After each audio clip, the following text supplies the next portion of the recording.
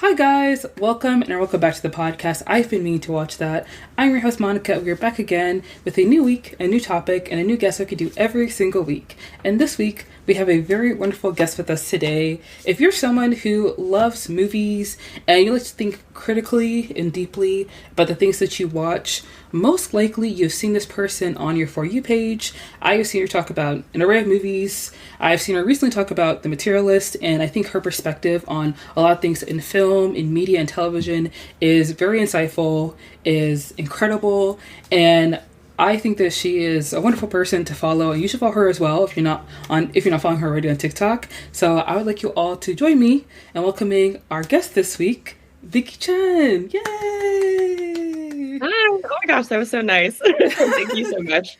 Follow me at wait, I have to check my name at Chicky Ven. Maybe that will be in the show notes. Yes. But thank you so much. This is so fun. I've never done something like this before, so thank you so much for having me on. Yeah, absolutely. I'm so happy to have you on. And guys, today we're going to be talking about biopic boxing movies. You know, The Smashing Machine. We're going to be talking about Christy, the Sydney Sweeney boxing biopic. We'll also be talking about The Fire Inside, which may be a boxing biopic that you haven't heard of, but we will be discussing all of those today, going into Sweat, Great, and Glory, and into the rise of biopics, sports movies, sports biopics, and why they're so popular, why do people love them, and why do we feel like these movies are the telltale sign of an actor taking their career very, very seriously. But before we get into that, we're going to get to our first segment, which is Media Mania, where we talk about new releases and entertainment news. And this week, I want to talk about something that was very interesting that I saw on Twitter, and I wanted to get your opinion on it. Now, me personally, when I'm on TikTok, I watch a variety of different things. But one thing I always see on my For You page are TikTok edits, especially towards anime, because I watch a lot of anime. And I have a TikTok folder that has over 900 videos of edits, because that's how many times I see a really good edit on there. And apparently, studios have been taking notice of this as well, because Lionsgate will be hiring, or they are hiring, TikTok editors to market movies. And I think that's very interesting. And me personally, I think it's a great idea, because if you go on TikTok and, you want to, I don't know how to describe this exactly, but like for me, whenever I watch a new show and I finish it, what I used to do was go on Tumblr, because then I would see a bunch of people talking about it and gabbing about the characters they hate. And I'd be like, yeah, these are my people. But now you go on TikTok and they repackage all your favorite moments. They use songs that are used in the show or songs that are on the top 100 list. And obviously they do slow down or fast edits or velocity edits to scenes from their favorite TV shows. And to see studios taking notice of this and taking advantage of this is very interesting to me. And Vicky, I was just curious, do you watch TikTok edits? Do you have an opinion on this? No, for sure. I think it is such an interesting move, but it feels really like the natural progression of how things are going. I don't know. I think the way the fan edit operates in our lives now is very unavoidable. It's kind of inextricable from the way we think about the films and the media itself. I think starting with probably Succession or something like that, when you had all the fan edits, so Shiv Roy flipping her hair and to songs about being a bad bitch. That is how I think about Shiv Roy now, even if that's not so much of how Succession, I don't know if they were in the writers' room thinking of Shiv Roy set to these songs about being a bad bitch and flipping her hair a lot, but that is just how the fans have interpreted her, and in turn that is how I have come to interpret her. It is part of the experience. I also just thought of this last night. I went to see Lorde. I don't know if you're a Lorde fan. Yes. She's amazing. And I noticed for the song David, the song David, off of her last album. Yeah. The TikTok fan, the edits of David, and it's it does the flashing back and forth. Anyone. Yeah. I don't belong to anyone. Yeah. Yes. She has that in her tour visuals. Oh. And so I haven't done research into this. I just had this thought, but I'm wondering if it's that is pulled from the fan edits that fans have created. You know, of course, there is the Shiveroy one too, where like Right. Tom is reaching for her and Logan Roy is reaching for her, like a very amazing edit. And then there's like Joe and Lori, like we gotta have it out, Joe. Like it's no use, Joe. Yeah. I don't belong to anyone. Like I don't know. So it's like it is certainly something that the artists themselves are taking note of, is what I am just trying to say. And it's something that like I think it's unavoidable that the two are going to come into conversation, like from the actual producers and from the fans themselves, you know? So yeah, that was a long way of saying like, it's inevitable. I think the Tumblr of it all, the fandom of it all, I think it's inevitable. And I think you have to be proactive about it. You have to engage with it. That's very true, because studios for a long time have been using like internet speak and like slang and like their marketing, and they've been including it in their scripts, you know what I mean? So it only makes sense that they would kind of move towards hiring people that are already like successful on TikTok, because one thing people always say about Netflix is that they're very bad at marketing their movies. And one thing about fan edits, they're the best way to market a movie, because I think one thing that like blew up over the summer that I noticed was Radiohead. There were a lot of edits using exit music for a film, and then they were using Let Down by Radiohead, and these songs are always used in like as background music for like the saddest edit you could find. And this launched Radiohead back into the top 100 Billboard charts. And Radiohead is a band from the 90s. And it's crazy because like, how is it that a band from the 90s? Yeah, 90s, early 2000s is making something of a comeback in the year 2025. You know, it's kind of odd to see that, but it's because like of their sound, and because fans notice that sound and they use it towards their fan edits. And another reason why like fan edits are so popular is because they do a great job of just showing you the most visually aesthetic parts of a show. Like one show that I see a lot that are like that's edited a lot is JJK, because I love that show. And you know, it's always like a Kanye West song, it's a Kendrick Lamar song, it's a Glorilla song, you know. And these fan edits, of course, they take a long time to make, and you only watch it for like a minute, but people are watching them and watching them and watching them, and people have said countless times like the best way to market a show or to get people interested in a show is to do an edit. So of course studios will take notice of this and be like, well, because all these studios have like fired their marketing teams, so like why wouldn't they hire like a teenager off the internet to, you know, market their movies for them? Because what a teenager could do in 6 hours on CapCut is like better than, you know, what 20 people could do for 3 months leading up to a release of a movie. So, you know, it's kind of, it falls into that. You know what I mean? Yeah, I will say, like, to that point, like the material aspect of this, like the labor component of this, I don't know if I love. Like anytime you have like these kinds of like passion projects being subsumed by corporations, and also like when you have the Duolingo bird like doing internet speak, like I don't love that, and I don't love that. I don't love the idea of like pretending that corporations are people and that we should like have these specific sympathies for them. And like this idea also of like when the social media intern tweets like, please engage with this post or else we're gonna get fired. Like, I don't love that. I don't love that we have to like extend our sympathies to a corporation so that we can like help the social media intern keep their job. I don't know. I can certainly see this kind of labor being like exploited by these corporations. But currently these people are doing it for free and they're doing it out of passion. But I think once they're subsumed by the corporation as well, like they're like, I don't know if it's going to be better for them. It might be, I don't know. But I can also see a world in which they're like pressure to churn out so much content that the content is worse than if they were just like pursuing it as a passion project on their own.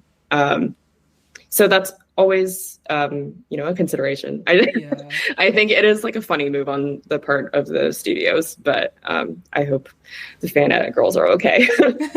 And the thing is, like, the people who do fan edits, they do them like once a month, maybe like twice a year. So by the time they show up on like your For You page or on your timeline, you're just seeing it today, you know, but you don't really know when someone has posted it.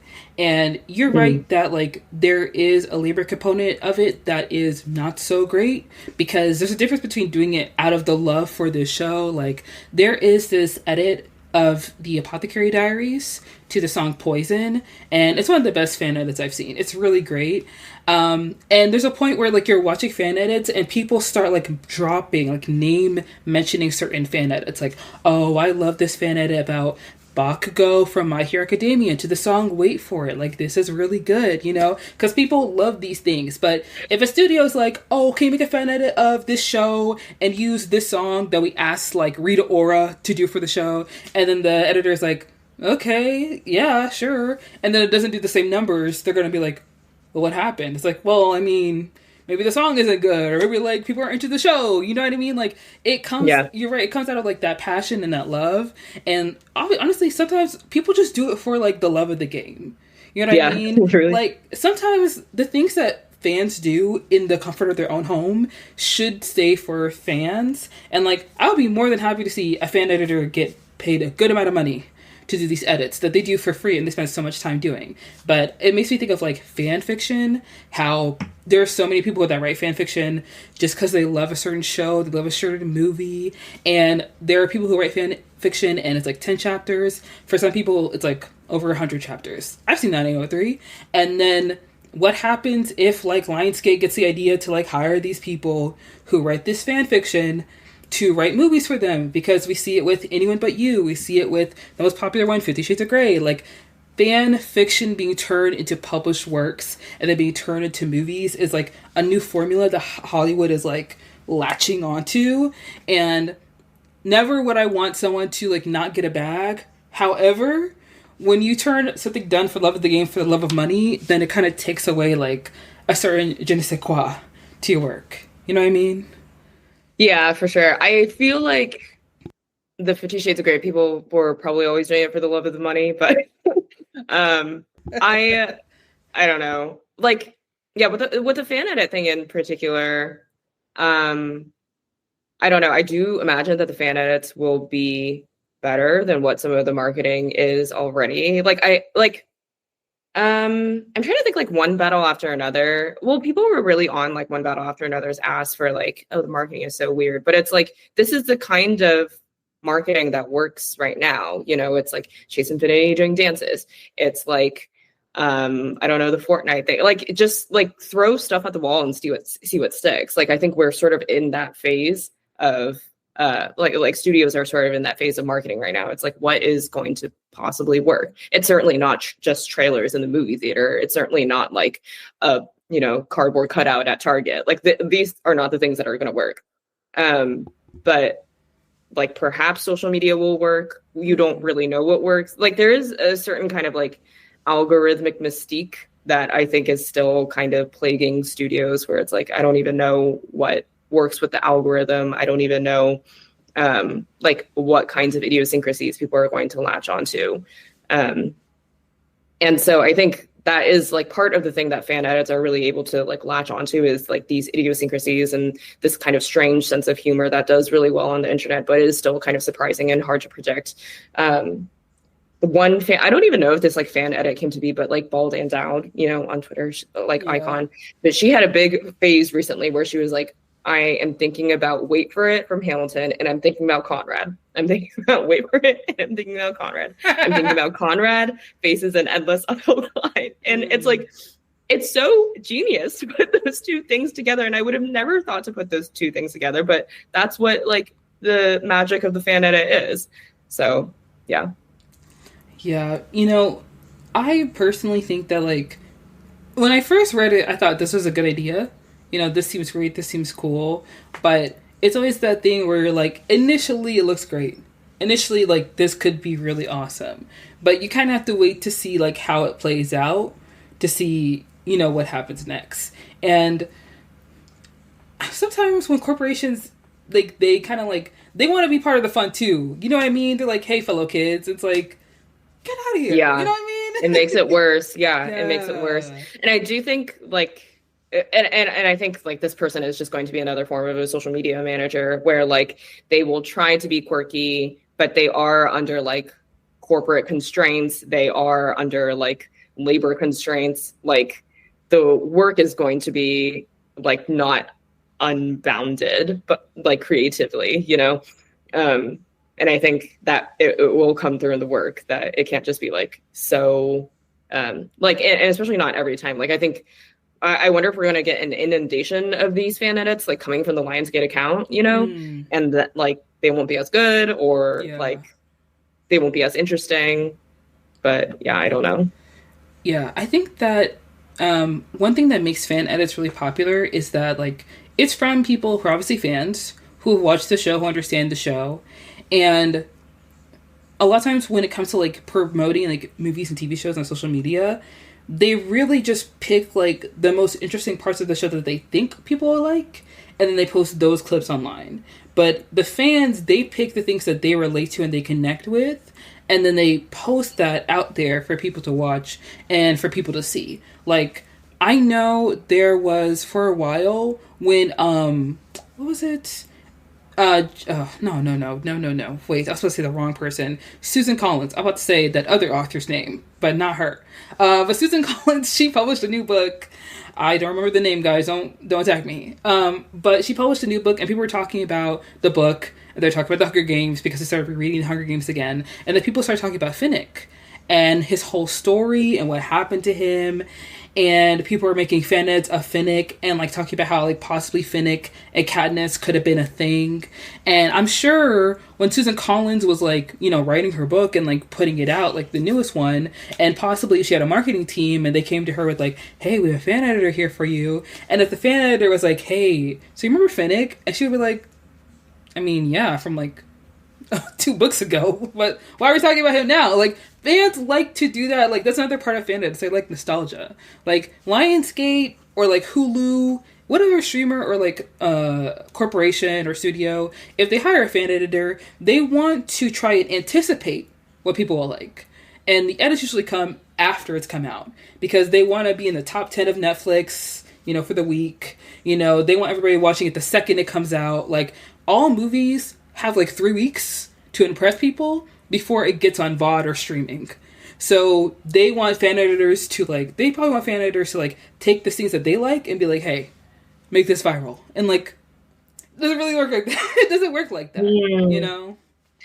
Yeah. That's like, that's the tricky thing is like, and that is also the beautiful thing about fan culture is like kind of, like it belongs to the fans at the end of the day. Like you can't like neatly predict how people will react to it. And the beautiful thing about art is like it becomes something that like comes from you to like something that belongs to other people, and they like own it in a different way than how you owned it. And so yeah, I'm again The Summer I Turned Pretty, where like that show I think was actually pretty like precise about I think it knew what would get people talking, and you can tell when it like kind of rage baits you with these certain lines. Like, I don't know. Did you watch this? Were you like big into this culture? Girl, I've never watched the show.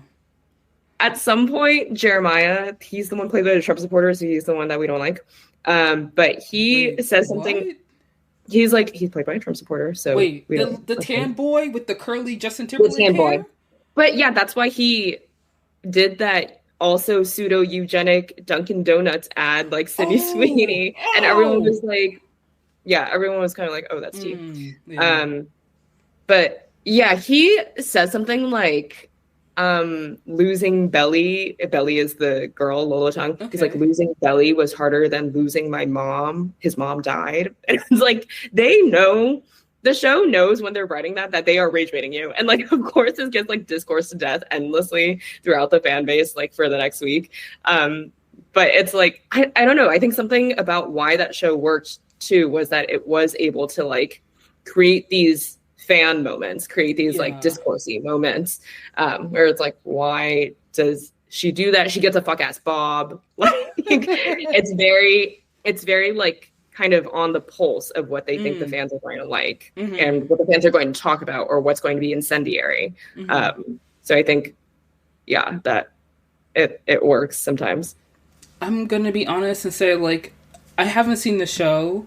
I fear that, like, The Summer I Turned Pretty, at first I did want to watch it. Like, the first season, it looked interesting because, like, oh, I love, like, young romance. You know what I mean? Because, like, Amazon Prime actually has put out a lot of, like, I guess like YA romance films, And I've seen all of them, and most of them star like some pretty white people, and you know what? I like them for the most part. So The Summer I Turned Pretty, that was on my list for a while because the lead was Asian. I was like, okay, let's switch it up. But I think it was that Dunkin' Donuts ad that I saw, and I was like, oh, it's that boy. He's in that show. I was like, I don't need to see it no more. I don't need to see it more. Why is her name Belly? Why did they call her that? It's so, well, that's the other part of the rage bait, right? It's like, why is her name so weird? Like, it's something that will get people talking. It's something that will get people like angry, but it's so funny. And I think like that is also part of why the show works. It's like these like strange idiosyncrasies. They call Conrad Connie Baby. They call Jeremiah Jer Bear. Like, it's all this stuff that is like so ridiculous. But I think like the show understands you kind of need to be incendiary and like strange like this in the age of the internet, which is what makes the show also like a little bit of like, kind of paradoxically, like the strange moments make it feel very algorithmic somehow, because of the rage bait component of it, I feel.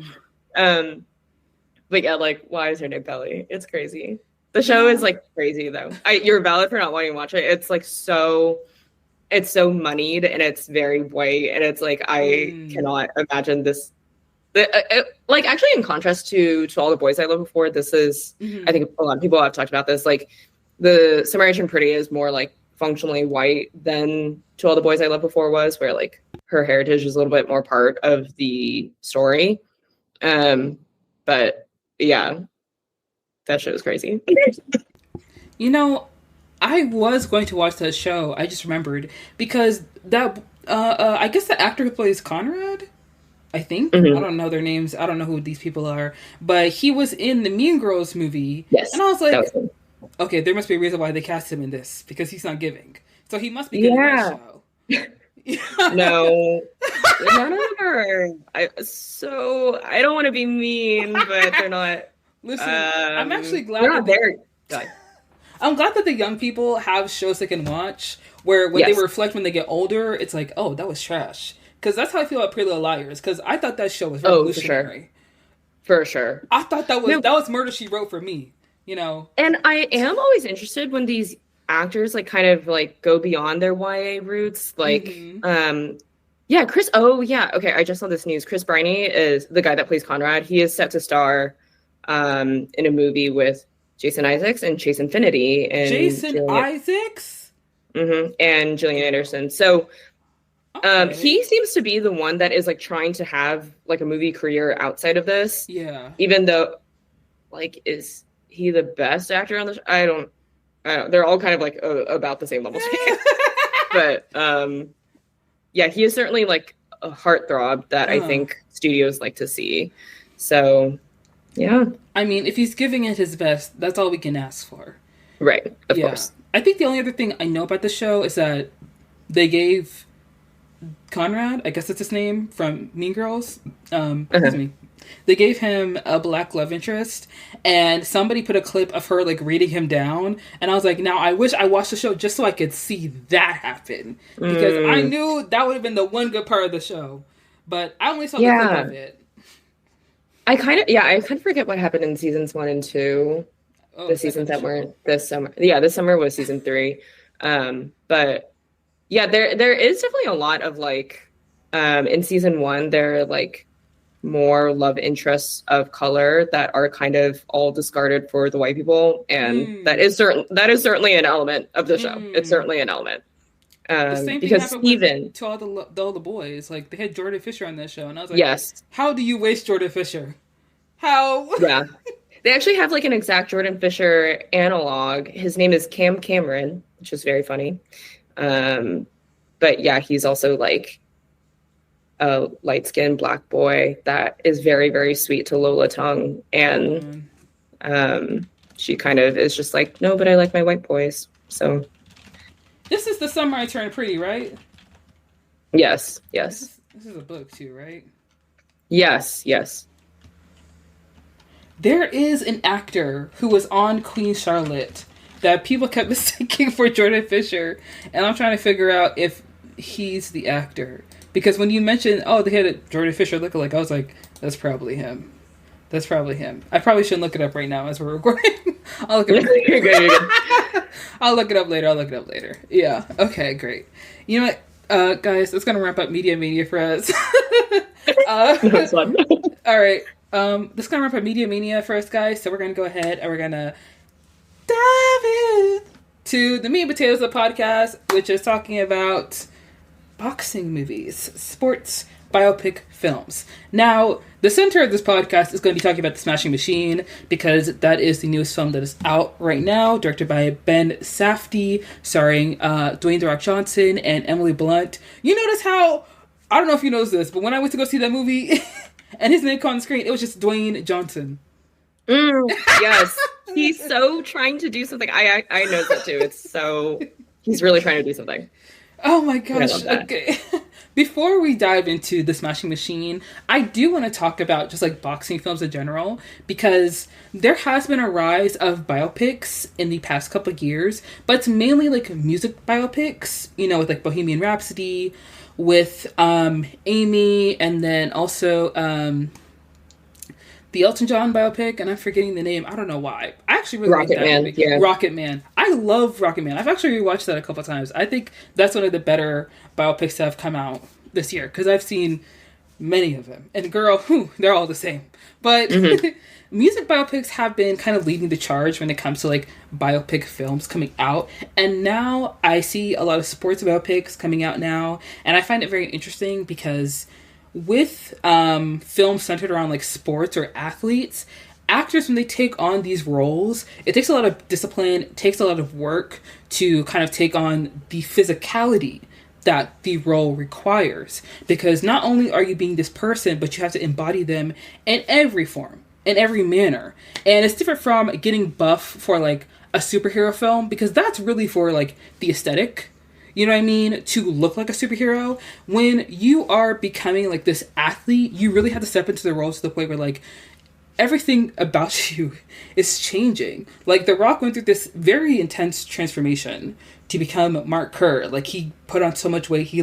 This man looked like a mountain. Like when I saw him come on the screen, I was like, oh, that's a lot. And when you see him in the movie compared to how he looks in these interviews, it's like, there's a huge difference. So I did want to talk a little bit about like the preparation and like what people really put themselves through when it comes through like when it comes to like these films, but also the appeal of these movies. Like, why do people enjoy these films?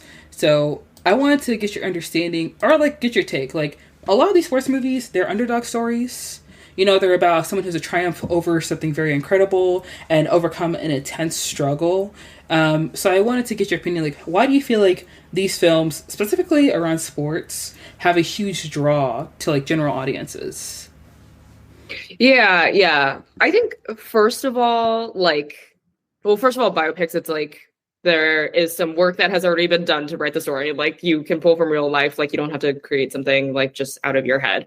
Second of all, I think sports do lend themselves to this kind of narrative, like especially fighting movies. The fight itself is a climactic event, right? So there's a narrative component in it, like inherently almost. You're battling another person. Like this is one of like the most ancient kinds of tales and the most human kinds of tales that we can tell. And so I think there is a lot of appeal in it. And I think if you're an actor, you're like, okay, this is going to be a fighting movie. I know that there is going to be some appeal in it, probably. I know that the narrative is going to like work in my favor, and I'm not going to have to do so much work to like make the story work. Whereas like, say if you're doing a biopic about like, I don't know, like a writer that is sitting in their house all day, like you might need to do some like emotional work to like really make that interesting to the viewer. But yeah, the fight itself, I think, even more so than other kinds of sports biopics, the fight itself is like, it's always compelling to watch, and it's always like visceral and disturbing and but also exciting. And like there's a part of you that's like, why am I excited about this? But it arises a lot of like complicated emotions in the audience. And I think that is always helpful when you're trying to make a movie. That said, is it always like interesting to me? No, I don't think so. But there is like a base level of like interest that I think fighting movies can achieve. Yeah, I agree with you there, because it's a lot, you know, to take on like the physicality, but also like to have to fight people. You know, like whether it's like stunt work or you're actually doing it, there is a lot of preparation that goes into it. And for me personally, I'm not a huge fan of biopics because I feel like most of the work is already done, like you said. You know what I mean? Like when they did that biopic about like Freddie Mercury, we all know who Freddie Mercury is. We all know Queen. We all know the song Bohemian Rhapsody. And for the most part, all the filmmakers really had to do was just kind of like condense his life story, you know, into something that was packageable, but also they cut out a lot of parts of his life that like people know and people remember. Like the same thing with like Bob Marley's biopic, like they cut out the fact that he's a serial cheater. That like this man allegedly has multiple families. You know what I mean? Like he wasn't like this man that was all peace and love. You know what I mean? And with music biopics, the only thing actors really have to do is learn about the person that they're emulating, possibly take on an accent, you know, get a haircut, get a wig, maybe learn how to sing, maybe learn how to play an instrument. But when it comes to like a sports biopic, you have to like train, you have to work out, you have to learn the sport that they're doing to the point where like you have to like emulate the way that they stand, the way that they fight, the way that they do things. So I feel like sports biopics, there's a different level of it because there's extra work that you put into the role. You know what I mean? And underdog stories do tend to be more inspiring when it comes to sports because like people are literally rooting for you. Like people are literally cheering you on. And the road towards like victory and success when it comes to any kind of like athleticism is very difficult and very challenging because you're dealing with so many other people. And I feel like with like music, yes, there's talent, but there's also like the industry. And with sports, there is like, yes, an industry there, but there's also the possibility of being injured. There's a possibility of being like hurt to the point where like you cannot do the thing you want to do anymore. So the challenge is like even greater, and the underdog story seems even more compelling. And when people see someone like put on weight for a role, or they see someone gain muscle for this role, it's like, oh, they really worked out for this. Like they really did it. Like even if the acting isn't all there, you still look at them like, wow, they really took this seriously. You know, there's like that element to it. Like, yeah, for sure. Yeah, I think like the music biopic, there is like some emotional work that needs to be done to like make the story interesting, right? Or to like make the moments themselves interesting. Unless like you already are a fan of the musician, which it seems like a lot of these biopics are doing, is like they're doing biopics of people that have really big fan bases. But yeah, even like if you're singing, you have those scenes where they're singing the song, like the audience is not going to enjoy it unless there's a lot of like emotional work put into it for you to like root for this person and to like believe that, you know, Timothy Chalamet is as Bob Dylan and stuff like that, you know, and to like really care for the story. With sports, I think the action scenes themselves, it's like an action movie, right? Like action movies are able to draw in at least a base level of butts and seats because people like to see stuff happening on a screen and like, you know, a lot of punches being thrown and stuff like that. I think like the thing with the biopic is it could be very challenging and it could be very like emotionally rich and very interesting if studios and the writers and the directors and you know, like everyone that goes into this process, like decided to tell us something that we didn't already know. And I think that is what they're trying to do sometimes, but it does usually end up being stuff that we could have presumed, or that we could have presumed that the artist would even say about themselves. That's why a lot of these biopics are like so flattering of the artist or the subject. And yeah, it just ends up being like, well, if I were a boxer, I would probably also say that I went through some lows and I went through some highs and stuff got hard sometimes.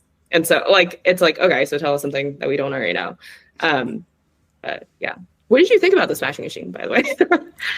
You know, for the Smashing Machine, I just want to say to what you just stated, I completely agree with you because I do think that biopics, they cater to fans. Like they cater to like whatever stance someone has. Like I ask myself repeatedly, like, why does Bruce Springsteen need a biopic? But Bruce Springsteen went on a world tour. Like I think maybe last year or like a year or so ago. I didn't know that, but it was sold out, honey. Like, apparently people love it. sold out to the point where, like, it was close to, like, what Beyonce was making on the world tour. Now, I knew Beyonce was going on tour. I didn't know about Bruce Springsteen. I've never heard of Bruce Springsteen's song. I don't know what he looks like. But apparently, Jeremy Allen White looks like him. So there's been, like, discussions about him playing him in a biopic. So you're right. Like, they do cater to the fans. And a lot of times with biopics, it is very much a, like, surface level look at this person's life. You know, in comparison to, like, certain biopics where if it's about someone who's not here anymore, sometimes it's the estate of the person who's, like, you know, behind the writing and behind the story of it all. That's why, like, me personally, I didn't watch the Amy Winehouse biopic because, like, her family was behind it, and it's like, y'all have no business telling that girl's story. Okay, we have the documentary. We know. Like, I forget that happens because that Amy Winehouse is played by Marissa Abello, who is my mother. She's mother down. Yes. Like her. Do you see her Vogue wedding photos? So chic. Oh my god, I just love her. I'm obsessed with her. Yes. But yeah, industry is so good, and she's so good in it, and she's amazing. Yeah, I love her. I did want to say, really interesting. Yeah, she's amazing. But I just wanted to state that first because, like, biopics have the art. What am I trying to say? It's not a trend, but, like, it's a pattern. Okay, it's a pattern that they have. You know, that they are more flattering. So it's in comparison. Those are, like, biopics about people who are already gone. But in comparison to biopics that are made by people who are still with us, you know, because someone has chosen to show us their life story, they are not afraid to hold back to show us, like, all the the ugly things that we may not be privy to. Like, when I watched Rocket Man, I didn't know all those things were happening in Elton John's life. I'm Still Standing. I like Crocodile Rock. You know what I mean? I like his music. And when I watched it, I was like, oh, this is incredible and a lot. But I thought it was a really great film. And it falls in line also with, like, The Smashing Machine because Mark Kerr is still with us. And when I was watching the movie, I'm not gonna lie, when you mentioned The Smashing Machine, in my head I was like, I didn't plan on watching the movie, but I am curious about it because I have grown up watching, like, Dwayne "The Rock" Johnson in films because he mainly he did kids movies for a very long time, you know. And me personally, I think his best roles are 1, The Game Plan with Madison Pettis, and then 2, Jumanji. I think those are his 2 best roles, and I can say that because I've seen a lot of his movies. And, like, I just liked him genuinely as a person for a very long time. When people start hating on him, I was like, I mean, I get it, but, like, also, like, I don't really care for that much. That man is, like, 6'8". You know what I mean? He could step on me if he wants to. I'm not finna say nothing about him. But when he was, you know, cast in this film with Ben Safdie, I was like, okay, we going for that run. We are making a run for it. And I know that, like, the downfall of Black Adam and possibly, like, people blaming the downfall of the DCEU on him as well probably made him, like, shift gear. So I can understand that. I get that. And with watching The Smashing Machine and all that in mind, I think he did a good job with this role. I do think he did embody Mark Kerr, but like we stated before, like, whenever any actor has to step into a role where they're playing an athlete, the physicality, it does a lot of the work. You know what I mean? And I feel like training and working out and, like, getting into the mindset of an athlete will help the actor. But, you know, The Rock, Dwayne Johnson, I should say, he has done this before. You know, he's no stranger to working out. He eats 5 potatoes a day or whatever his routine is. So, you know, him having to put on all this weight, I'm sure it was a lot for him because it's different from what he looks like when he's an actor, but, like, when he's in, like, The Smashing Machine, this man is a mountain, so to speak. And it's crazy because, like, when you see him, like, straight on, he does not look like The Rock. He does look like someone completely different, and that's also with prosthetics. But there were points when I was watching the film, and I was just kind of like, that's The Rock. You know what I mean? Like, there are some points in the film where, like, he kind of drops it a little bit, but I think that with the prosthetics and with the physicality of the role, and I feel like his dedication to this movie, it did help a lot, and I think that he did really, like, give it his all. That being said, he made a mistake letting Emily Blunt play opposite of him. He made a mistake. Emily Blunt is too good. Like, I'm sorry, but, like, go ahead. Yeah, that's interesting because, okay, I think I'm like not as familiar with The Rock probably. So like when I think of The Rock, I'm like, okay, that's a big guy. So when I see him on screen, I'm like, okay, that's a big guy. That's The Rock. Like I very much had in mind the whole time that it was The Rock. And I do think, yeah, like to your point about like embodying the role and like that, like this is not unfamiliar territory for The Rock. Like it is very like strategic. Like I can see the strategic wheels turning where it's like, okay, I want to do a dramatic role, but I want to like also be good at it. What if I do a dramatic role playing basically myself? And it's like, well, it doesn't seem like there's been a lot of like work emotionally to like get you to that place, you know? And then the physicality thing is interesting too, because I think actors really love to talk about that. And I think like even in Academy voting bodies or whatever, like when someone's performance is talked about, it's like, oh, the physicality of the performance was just so interesting, so amazing.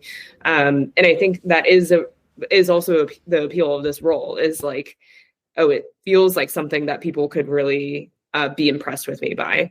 Yeah, and the Emily Blunt thing, like, what did you think about her character? I thought her character was so poorly written, and I think like many of the characters are actually pretty poorly written. I don't know. It's like it felt like a strange like inversion they were trying to do, where it's like you expect the character that The Rock is playing to enact this kind of violence against Emily Blunt the whole time. Like the movie kind of hints the specter or the possibility of that happening over the audience for a long time, and then it's like, oh, actually the inversion is that like Emily Blunt is crazy fucking bitch, and like there's like nothing else about her pretty much that the movie is trying to say, which I don't love in terms of the writing. Like I just thought it was strange commentary on gender politics, especially because like the Rock character, the movie wants you to think that he's being so gentle and so kind. It's like, oh, look how great he is that he overcame his you know, like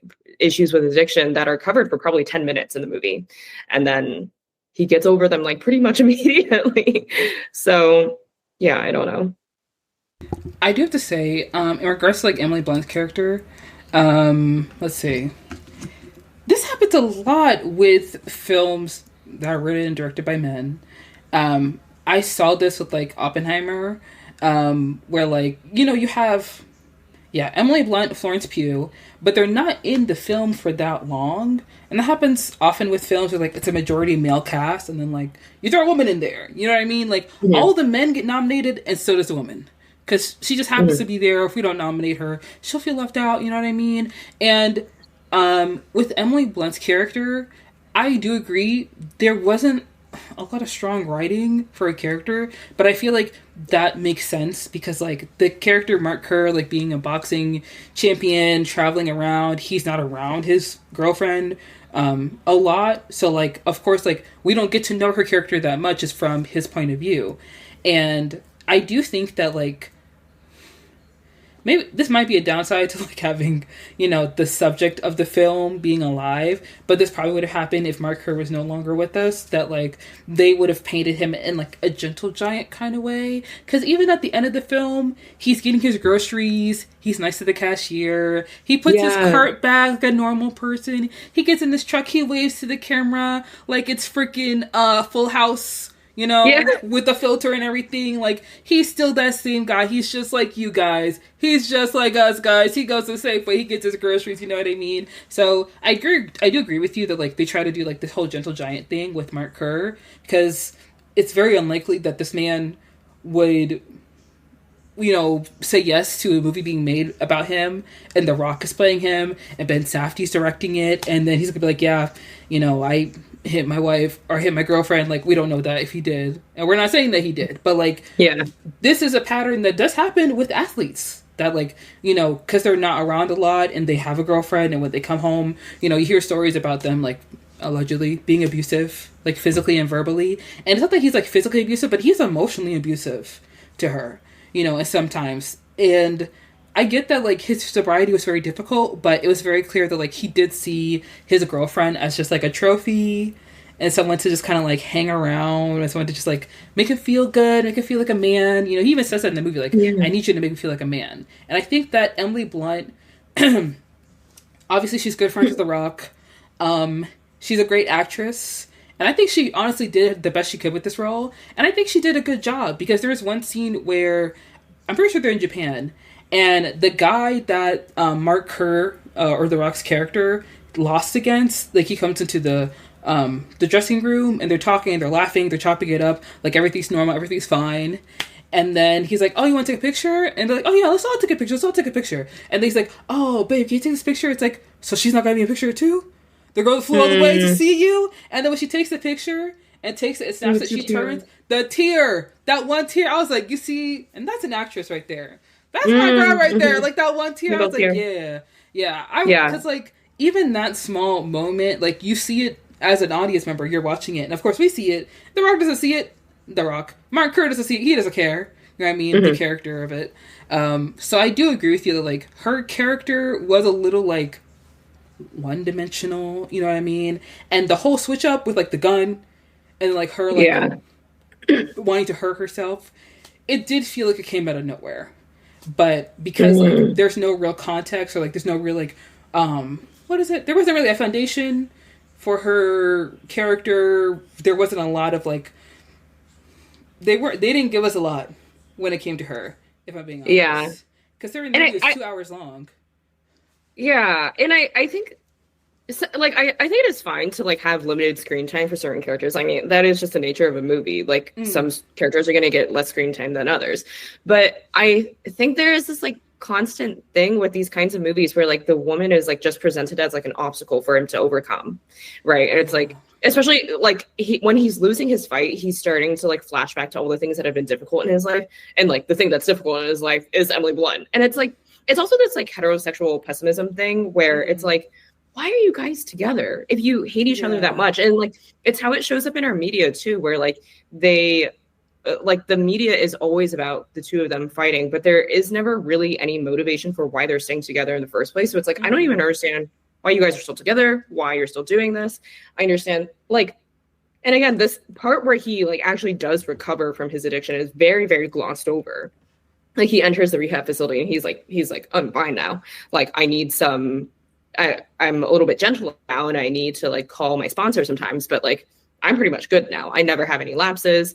I never, like, am mean again, basically. Like, I never, like, make any mistakes again. Like, it's so strange to me. And, like, this, it feels like a particularly, like, incel-y way of thinking, where it's like like, man, I'm just such a nice guy, and all these women just, like, are out to get me, and, like, I just have to, like, overcome like the obstacles that women have put, you know, in front of me in the world. And yeah, and I, of course, like, I'm not saying that, like, Benny Safdie is an incel, or like The Rock or the people that are writing this movie are, like, particularly incel-y. It's just that, like, this is how it comes across when, like, you don't give a character depth.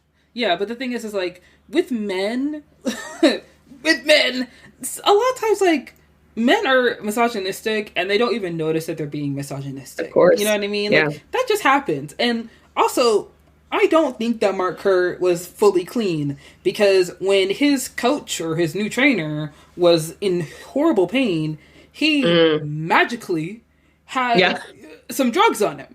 And he was just like, I'm not relapsed, I'm not doing anything, I just happen to have this on me. You can't fool me, sir. You can't fool me. And then he throws it away. It's like, okay, but you got another one hiding in your sock too, right? Yeah. Right. So, well, and this is also the thing with these kinds of movies, particularly about addiction, where, like, they think the addiction itself is the flaw of the person, which, like, okay, we can go back and forth on that all the time, but they think that the addiction itself is sufficient to round out a character. Their, like, you know, their high points, their low points, their flaws, and their virtues. When it's like, I don't know, he doesn't really, like, make any mistakes other than, like, having issues with addiction. And I think that is one kind of, like, ungenerous to, you know, people with addiction, but it's also a little bit lazy, right? It's like, oh, well, he has addiction, so like, we don't need to write him, like, having any other flaws. And it's like, well, he doesn't really have any other flaw. Like, it's not, like, a believable character, because he gets over the addiction so easily in the span of the movie, and because, like, he's never mean to Emily Blunt, he's never mean to anyone, he's always just, like, so like, hard on himself. And it reminds me of, like, some of the fiction that, like, women write, and some of the stuff about women where it's like, oh, you know what? Like, I'm just so like hard on myself. Like, I'm just like insecure. And, and they think that, and it's very like this Tumblr girl thing of like what you think a complicated person is. And you're trying to write about yourself and you're like, I'm just like too insecure. That's my biggest flaw. My biggest flaw is that I care too much. And it's like, it is sort of giving that in the Smashing Machine as well. It's like caring too much is not a flaw. Like, you have to like actually hurt people, actually make mistakes. And like, we all hurt people, we all make mistakes. And I think that is what makes you believable to me, is like when you like actually interrogate your ability to do harm, you know. And it doesn't have to be like hitting Emily Blunt or anything, but there has to be something there that makes me like, I don't know, that this is more than like a biopic, you know? Yeah, I think, well, one problem I did have with the movie was that, when it comes to sports films, like I said before, people like the underdog aspect of it, and Mark Kerr isn't really an underdog. Like, this isn't like a full cycle biopic that we saw with like Bohemian Rhapsody or like Rocket Man. You know, this film begins at the height of his career, so to speak.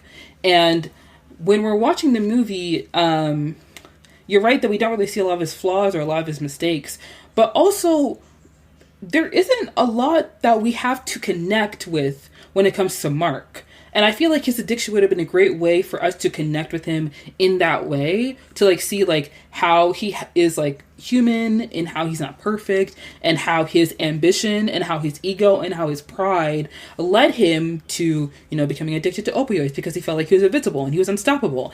And him going into that facility and learning that like he does not really need to rely on these things, these opiates, to feel powerful. He can feel powerful on his own terms. That would have been something that people could have connected to, and something that people could have related to. And, you know, Ben Safdie talked about how like he wanted to write this film and like direct this movie, a story about a loser, but we don't really get to see him be a loser, not that much. Like, the only thing that we see about him that's not so great or not so perfect about him is, you know, his relationship with his girlfriend. But even that, like, okay, you have problems with your girlfriend, like, that does not need to, that honestly took a little too much time in the film. I don't know if it's because, like, you know, you got Emily Blunt in your cast, you got to use Emily Blunt, you know what I mean? You can't waste her time. She got things to do. But I feel like this movie, it does feel a lot like a biopic. And you're right, where it feels like this is something that The Rock has done before. So although he's going on this press tour, he's talking about how this movie is so different for him, how this role is very challenging. And like, I'm sure this role was challenging. I'm sure it was hard. But it feels like most of the challenge was putting on all them pounds. When it comes to like the acting, the physicality, like, you look like Mark Kerr and physically look like Mark Kerr, but everything else, like, you still sound like The Rock.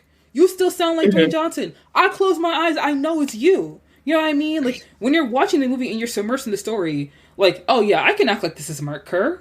Like, Emily Blunt, like, she looks like Emily Blunt, but she also looks like someone who's from New Jersey. She's acting like someone from New Jersey. Like, everything about her is completely different. She's embodying the role of his girlfriend. And I feel like with The Smashing Machine, there was so much more they could have done to not make it feel like a typical biopic, but we're literally following the path of Mark Kerr's life to the point where, like, he loses another fight. And, like, is that a change that you see in many biopics? Yes, of course. Because, like, in Bohemian Rhapsody, it ends with Live Aid, where we see Freddie Mercury give arguably one of his best performances. Like, Rocket Man, we see, you know, Elton John, like, overcome his addiction. And with this film, like, yeah, he's a loser, but, like, everything else that goes on in the movie feels very, like, feels pretty surface level. You know what I mean? And yeah, I do wish they went a little bit deeper, because I think the reason why I like Game Plan, which is so random, but like, I like that show, I like that movie because The Rock is playing a football player who finds out he has a daughter, and he has to raise this daughter, and he has to put away his pride and his ego and like his showmanship and like him pretending like he's like all that, to be a dad. And that takes a lot of sacrifice. But I really loved that movie because I connected with it. Because, like, of course, like, a little girl wants to spend time with her daddy. And, you know, wants to hang out with her daddy. And at the end, he wins the Super Bowl. Which is, like, okay, random. But, like, it's very cute and very sweet. Because you see him go from, like, this, like, egotistical big shot to, like, being someone who just wants to spend time with his daughter instead of going to Disneyland. And I mean, you don't really get that dispatching machine. I don't want him to say he wants to go to Disneyland, but what I want is like some connection. What I want is like a little bit of humility. You know what I mean? Like losing is not enough to be humble. You know? Yeah. That is a big kind of like theme of the movie, is that like Emily Blunt is even like, you lost one fight, get over it. Like, who cares? Like, to the rest of us mortals, like losing one fight in our entire lifetime, I think that would be fine. We would be fine with that. And I think the movie is trying to just paint this picture of a person that is like so egotistical and like overly ambitious that he can't even stand the thought of being humbled one time. And so I get that. And I think like it is interesting to look at characters that like are a little bit at a distance from you, and you have to like probe to see like, okay, what is really going on with this person. I just think there isn't like that much underneath that probing though. Like I don't know. It's like, yeah, okay, for one, the acting. Two people have pointed this out to me. Every time, this is supposed to be The Rock winning his Oscar, every time The Rock cries, he goes like this. And it's like, I'm not even seeing you crying because you're going like this. Like, I don't know. You want me to be impressed by your acting. Like, show me the snot. Like, show me like shit coming out of your ears, like when you're crying. I don't know. Like, okay. So anyway, so that's like one part of the performance that like puts you a little bit at a distance. It's like, there's not a lot of like vulnerability, like when they show The Rock. And perhaps that's like part of the story, is that like he built such a shield around himself that like he can't ever like really be known. But then, yeah, it's like he loses his fight and then the movie ends, right? And so it's like, what happens with that shield? And another thing I think these fighting movies often are doing is interrogating gender. I think like gender is always a huge part of these fighting movies, and we'll talk a little bit about the fire inside and everything. But like, what does aggression mean to someone's sense of their gender, and like how does that impact their gender relations and like gender dynamics within their life? I think that is always interesting, but it is like, I don't know, it's kind of like boy bad, boy angry, boy boy mad, boy want to punch. And it's like, I think we all know that like from a very young age. So like, what are you going to try and tell me about this subject that, again, I don't already know, you know? Yeah, I do agree with you on that. Like, these biopics need to start, like, we need to go deeper. You know what I mean? Like, a lot of people who are fans of, like, celebrities or singers, they know every detail about their life. And some of that is odd, but some of that is because, like, when you're in the public eye, people know things about you. People find things out about you. And if you're watching a movie about your favorite, you know, singer or actor, like, if I were to watch a film, how would I say this? How should I say this?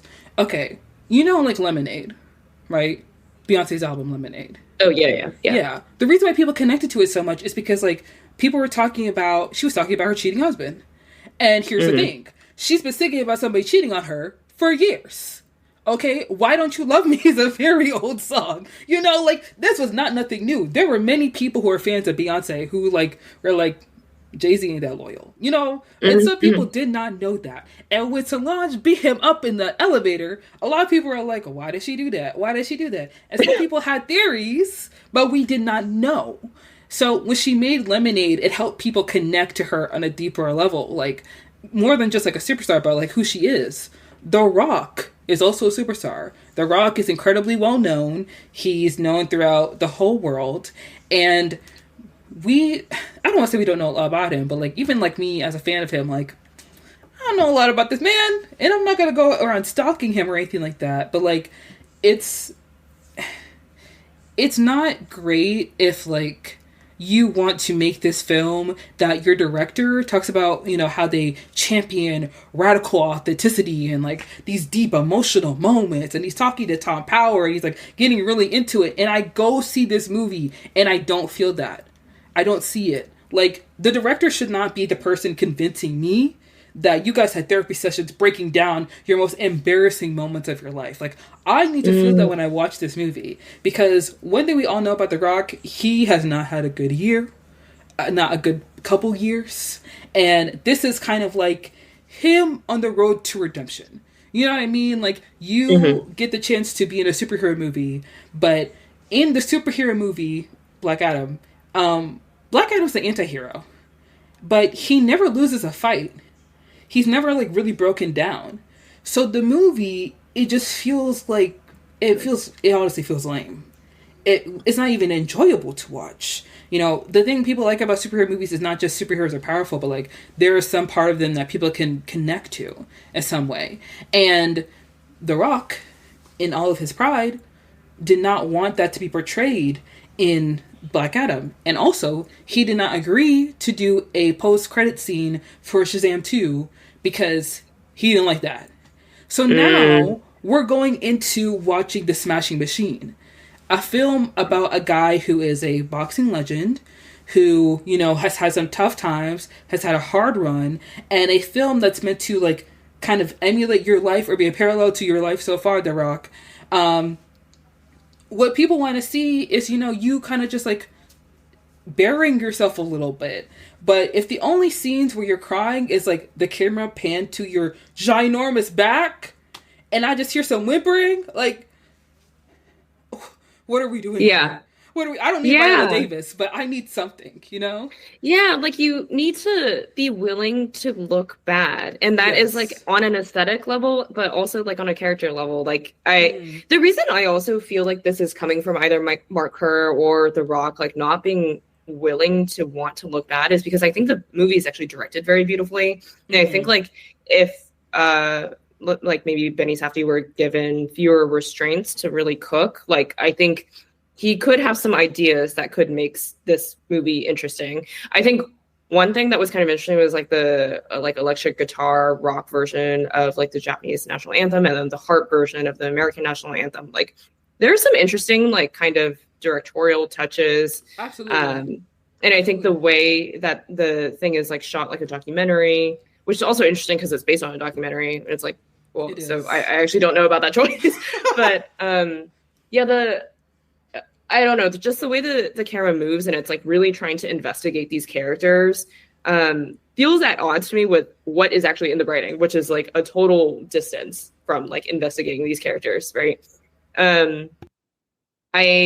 So yeah, I don't know, but also like we were also thinking about like the Iron Claw, which is also like a fighting movie that came out recently. And I don't think, let's see, it's been a couple of years since I watched that, or maybe like last year since I watched that. But I think like if you're going to make maybe a biopic that is, you know, trying to be generous to the characters and stuff like that, you should at least like have something to say, like have like an idea about your subject matter. And I think with the Iron Claw, like the beautiful thing about it is that, yes, we know that like masculinity, bad, like violence, bad, boy, angry, boy, want to punch. But we also see this really beautiful bond between these brothers and this family in a way that feels very human and feels very lived in. And the grief that comes with all of the horrible things that happen to their family, like when Zac Efron says at the end, like, I used to be a brother, like that's so beautiful and it's so heartbreaking. And it feels like it comes from a place of real artistic vision, both on the part of like the people writing the movie, directing the movie, Zac Efron, everyone is just like, they are honed in on a specific idea that maybe other biopics haven't tapped into before. I never really get that sense with The Smashing Machine. So yeah, it's like, I think the hope is always that you like find some kind of idea that hasn't been explored before. And even if it is a biopic and a story that people already know and a format that people are familiar with, maybe there is some kind of nugget in there that will really move people. But there's just kind of not that kind of thing in The Smashing Machine. So sometimes stuff works and it sometimes doesn't. So yeah, I have to say with the Iron Claw, I do think that it is a lot more emotionally driven as a film. Yeah. For me personally, there's a deeper impact that I felt watching the Iron Claw rather than watching The Smashing Machine. And I do agree with you. Like Ben Safdie, the Safdie brothers, they're great directors. I'm not going to say they're not good at their jobs. They know how to make a movie. I feel like The Rock definitely watched Uncut Gems. And he was like, no, I want that. I want that. I want that. You know, because Adam Sandler, for years, has been making not so great comedy and kids movies, and he's made a lot of money from it. Like, he has a blank check from Netflix to make movies until the day he dies. Like, literally, Adam Sandler can make 6 Netflix movies next year, and they will still give him more money because he's Adam Sandler. And he had the privilege of, like, being in Uncut Gems to show that, like, he is actually a good actor. Like, he can do this job well. And I think The Rock wanted something like that with The Smashing Machine. But because, like you said, it's based off a documentary, and the person that's based off of is still alive, but it's clear that, like, he and The Rock wanted a certain tone, and he was looking for, I know Mark Kerr said this in an interview, he said that he wanted the film to be, like, have a positive impact on people. And a lot of times people, when they say positive, they mean don't make me look bad. That's what they mean a lot of times. And that's what this movie feels like. And the Iron Claw, you know, you have, wow, I don't remember all the actors in this movie. I know that Jeremy Allen White is in this film, and one of the actors in the movie, his name is Harrison.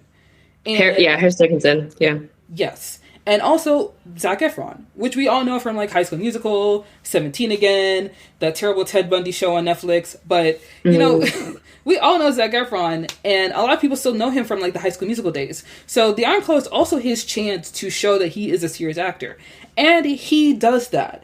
And, you know, a lot of people, of course, talk about, like, how his face looks, because, like, people have rumors that, like, it's plastic surgery, or, like, he got into an accident. But because he looks different from how he used to look, that was a benefit in this film, and that helped him. And for me, when I watched Iron Claw, it didn't feel like he relied on how he looked to embody the character so that people could connect to the character through simply just, like, on the outward appearance. But it was also, like, the inward work and, like, the acting.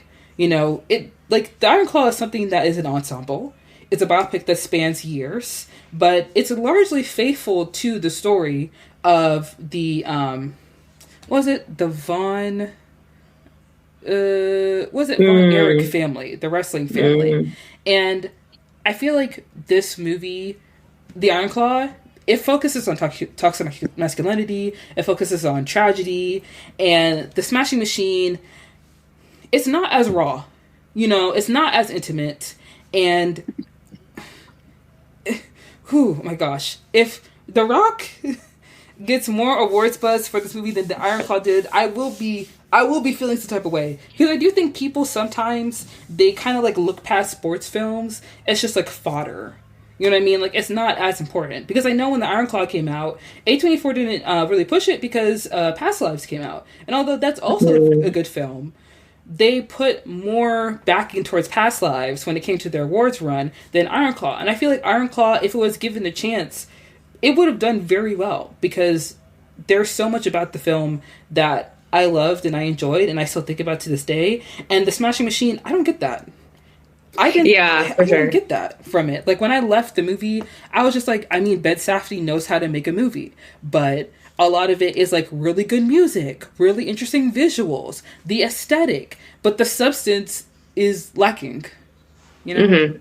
Yeah. And to your point about Zac Efron too, like, I think it is telling that the thing that people will remember most about that film is him saying, "I used to be a brother." Like, I think that is, like, the clip that gets shared on social media the most. And, like, that is certainly the thing that I think about the most. And it is so heart-wrenching, and it, like, doesn't have much to do with, like, the fighting scenes or, like, the kind of, like, sports element of it.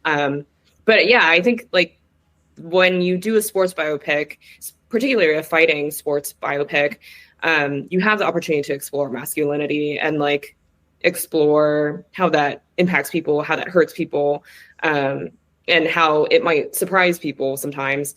And I think with The Smashing Machine, they just kind of don't, like, latch onto that and, like, really take advantage of that.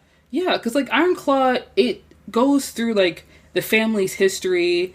And wrestling is not the focus of it, but it's part of it. It's part of the reason why they have, like, those bonds they have. It's part of the reason why there's so much tragedy in the film. It's part of the reason why their dad is so terrible. Like, everything is influenced from their legacy that they have in this sport.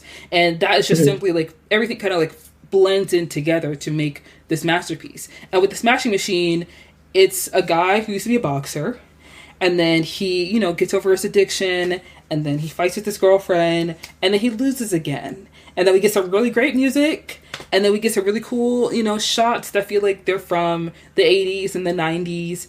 And like past that, like, you know, me personally, I connected more with Mark Coleman than I did with The Rock's character, which is crazy. I liked him. I liked him too. Yeah. And you know what? He's not an actor. He's a fighter. Yeah. Yeah.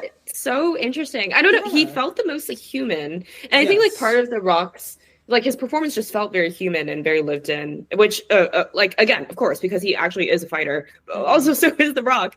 But I think, yeah, part of The Rock's character is like that scene with the little boy in the waiting room of the doctor's office. The point is like he has this kind of like false bravado and this like kind of, again, shield around him. So again, he's more like impenetrable as a character for us as the audience to access than someone like Mark Coleman. But it does make you kind of like more interested in Mark Coleman as a character throughout the movie. Because you do see him kind of like, yeah, he struggles a little bit with his failures. He struggles a little bit with like being kind of second fiddle to The Rock's character, to Mark Kerr.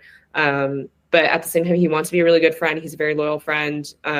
Again, at the same time, he really relishes in the success that he has later on in the movie. So like, there's like a whole journey that this character is going through. There are some like things that are like difficult for him. There are things that are like, he has wins, he has lows, he has like flaws, and I think you're just ultimately like interested in him as a character, at least more so than like The Rock, which leans a little bit on caricature at times. So yeah, that's true, because like even with him playing Mark Kerr, I feel like the scene in the doctor's office when he's talking to the lady and she's like, oh, I don't like fighting. You guys actually hurt each other? Oh, I don't like that. And he seems to be very calm and very measured. But like when I'm watching the movie, you can clearly tell he's annoyed because she doesn't like fighting. She thinks that's very violent. It's also something she's into. And he's trying to explain it in like this very soft way. But it's very clear that like he's a little irked that she doesn't like it. And like he signs a little thing for the kid. But it doesn't feel like, you know, oh yeah, buddy, I'll sign it for you. It's like, hey, you're pretty lucky you're getting this signature, huh? A lot of people will pay for this signature, huh? Like that's what it feels like a lot of the time. It's like he's constantly putting on. And I don't think that was like a purposeful choice. It feels like he's acting, you know, like he's acting like he's such this kind, understanding, gentle guy, but like he's not really. Like when he broke down that door like it was cardboard, I was like, oh my gosh, like I was like, damn. Yeah, but at the same time, like that period of time when he is like being not gentle is like so short in the movie, and then it's like the rest of the journey of the character is just like he's just over it now. Like he's like, oh, I'm a transformed person now. He like, even when he's like fighting with Emily Blunt in the end, like I don't know. I like watching fight scenes between couples. I think there's like a lot of emotional stuff revealed. But at the same time, like he is at least trying to portray, the movie is trying to portray him as the more measured one, while Emily Blunt is like acting out. She's being crazy. She's being like so unreasonable. But but this is also why, like, I don't like this thing of, I don't know, the movie kind of hanging the possibility of Mark Kerr being violent to people, like, outside of the boxing ring over the audience's head the whole time. Like, because like you said, you do sense that, like, simmering anger and that simmering tension. And it's kind of like the gun under the table. You're just waiting for it to go off, right? But then, like, it is kind of an version where it's like, oh, actually, he's like a really nice guy and he would like never hurt anybody. And it's like, it's just kind of like an inversion that I think is like kind of dumb and not that interesting and kind of in poor taste too. So, yeah, it is in poor taste. And also, now that I think back to the movie, although I love Emily Blunt as an actress and I think that she's really great, I feel like if I read the script and I saw all the things I was saying and doing in this movie, I would want a rewrite. Like, I would want there to be a little pause in the film, because the only time they make her seem like a normal person is when she's hanging out with her friend, you know, and it's her friend's birthday. But like when she goes to see Mark, you know, of course she wants to be around him. She wants to, like, you know, spend time with him. She went to Japan to like see him fight, and when they're alone together, they do make her seem kind of naggy. You know, they do make her seem like the petulant girlfriend who's like a child in a way. And Mark does seem like the calm and measured one in the film. And it's not a great look now that I'm thinking back to it. Like, it's not something I love and something I adore. And like when I stepped at the movie theater, the only thing I was thinking was like, this could be the film that like gets Emily Blunt an Oscar nomination, and she could possibly like win something from this movie. But like, if this is the role that she gets an Oscar for, I'm going to feel the same way when I saw Joaquin Phoenix win an Oscar for like The Joker. Like, no, girl, put it back, give it back to them people, and tell them to give it to you when you deserve it, because that's not it. You know? No, yeah. Like, speaking of like the Oscar chances as of right now, like I think because people have not liked the movie so much, the Oscar chances are kind of on the decline. But I also thought it was really interesting that like after the opening weekend, the box office like wasn't so good for the movie. Like The Rock put on his Instagram like, oh yeah, I know the box office wasn't so good, but like, you know, that's not always why we do it, or something like that. And it's like, his need to address the box office is so interesting and so like, I don't know, it's telltale of someone that is really craving success and is kind of like has this insatiable hunger for it.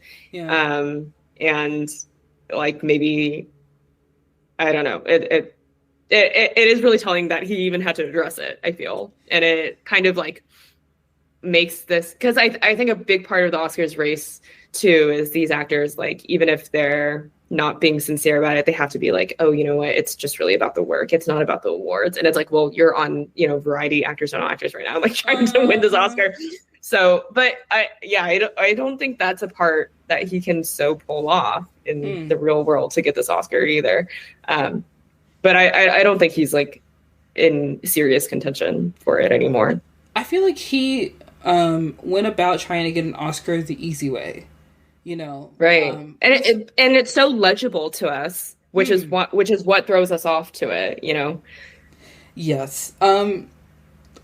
Wait, I was going to say something and like it slipped my mind, but I think with The Rock, like, why are you watching the box office, sir? I know. You have been leading the box office your entire career. One of your movies doesn't do well, that's fine. It's not the end of the world. It's okay. But now I realize why him and Emily Blunt have been like, they've been going on everything this press tour. And he's like, this is my bestie, Emily. You guys know her. She's so great, right? So lovable. It's so likable. Like, come on, babe. Like, let's hang out. You know what I mean? It's like, okay, we see what's going on. Like, I peep what's going on here. I'm not mad at it because I too love Emily Blunt.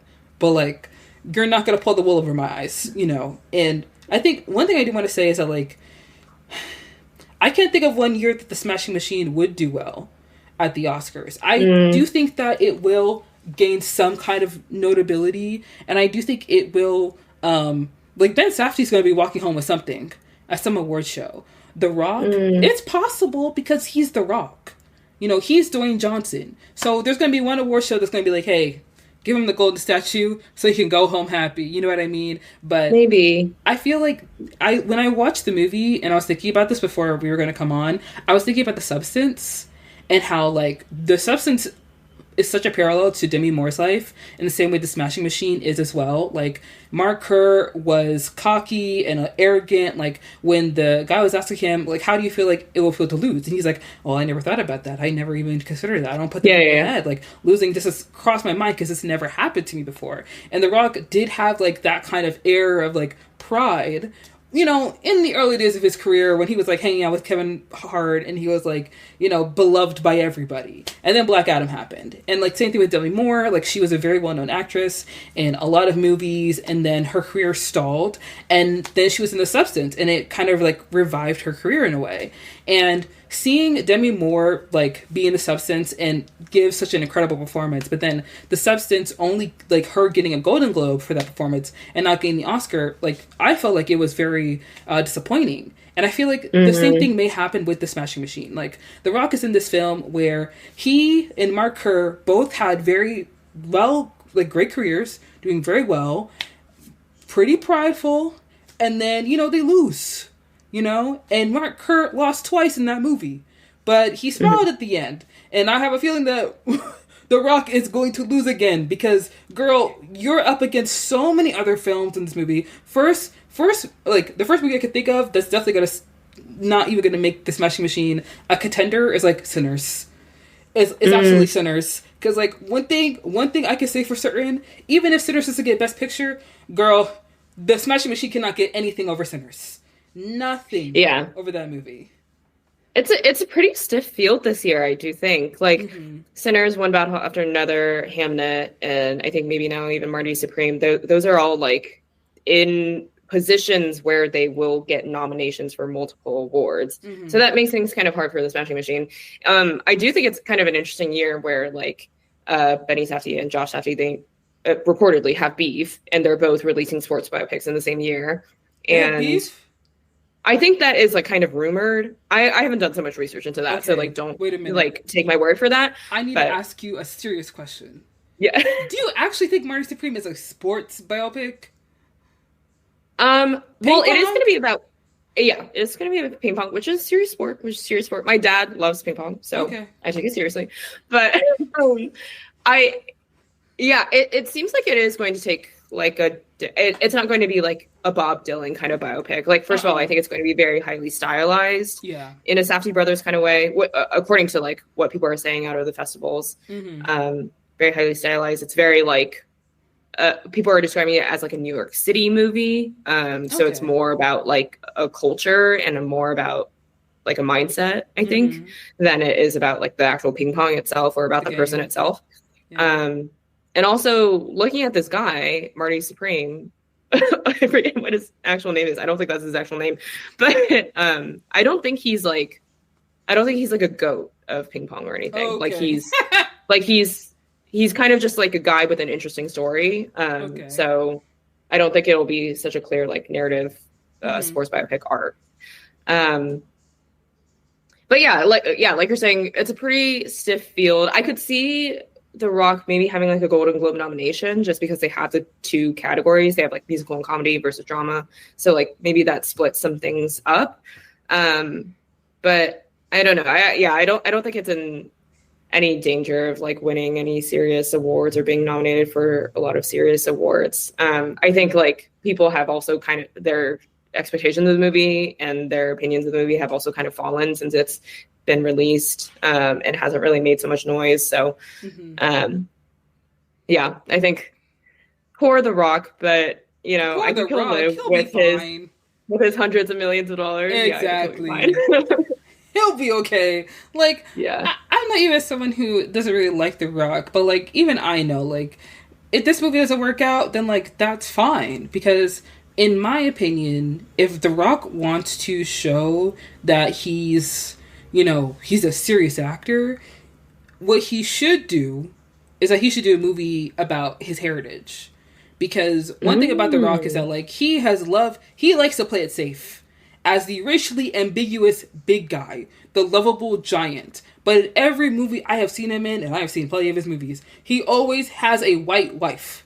Okay? And like one thing that I know is that whenever I see a black actor that I enjoy, and I find that they're married to a white woman, I'm immediately like, okay, let's take 10 steps back. Let's wait. Yeah. Let's wait before we declare anything, because whenever that always gets a little shaky sometimes. But I don't know if it's in his contract, but like it's in almost every movie. He has a white wife. And I know that's like, Monica, why do you noticing that? Because I'm watching all of his movies, okay? But the thing about The Rock is that he is fine with playing it safe. He is fine with being likable. And The Smashing Machine, although it's a biopic, and a lot of people may say it's gritty and emotional, although I didn't feel that, I feel like the most gritty thing about the movie is the fights. Because we start off right from the jump, he is pounding someone's head, and I'm like, whoa, we gotta slow it down. You gotta ease somebody into that, But The Rock has played it safe with a movie that is a little challenging.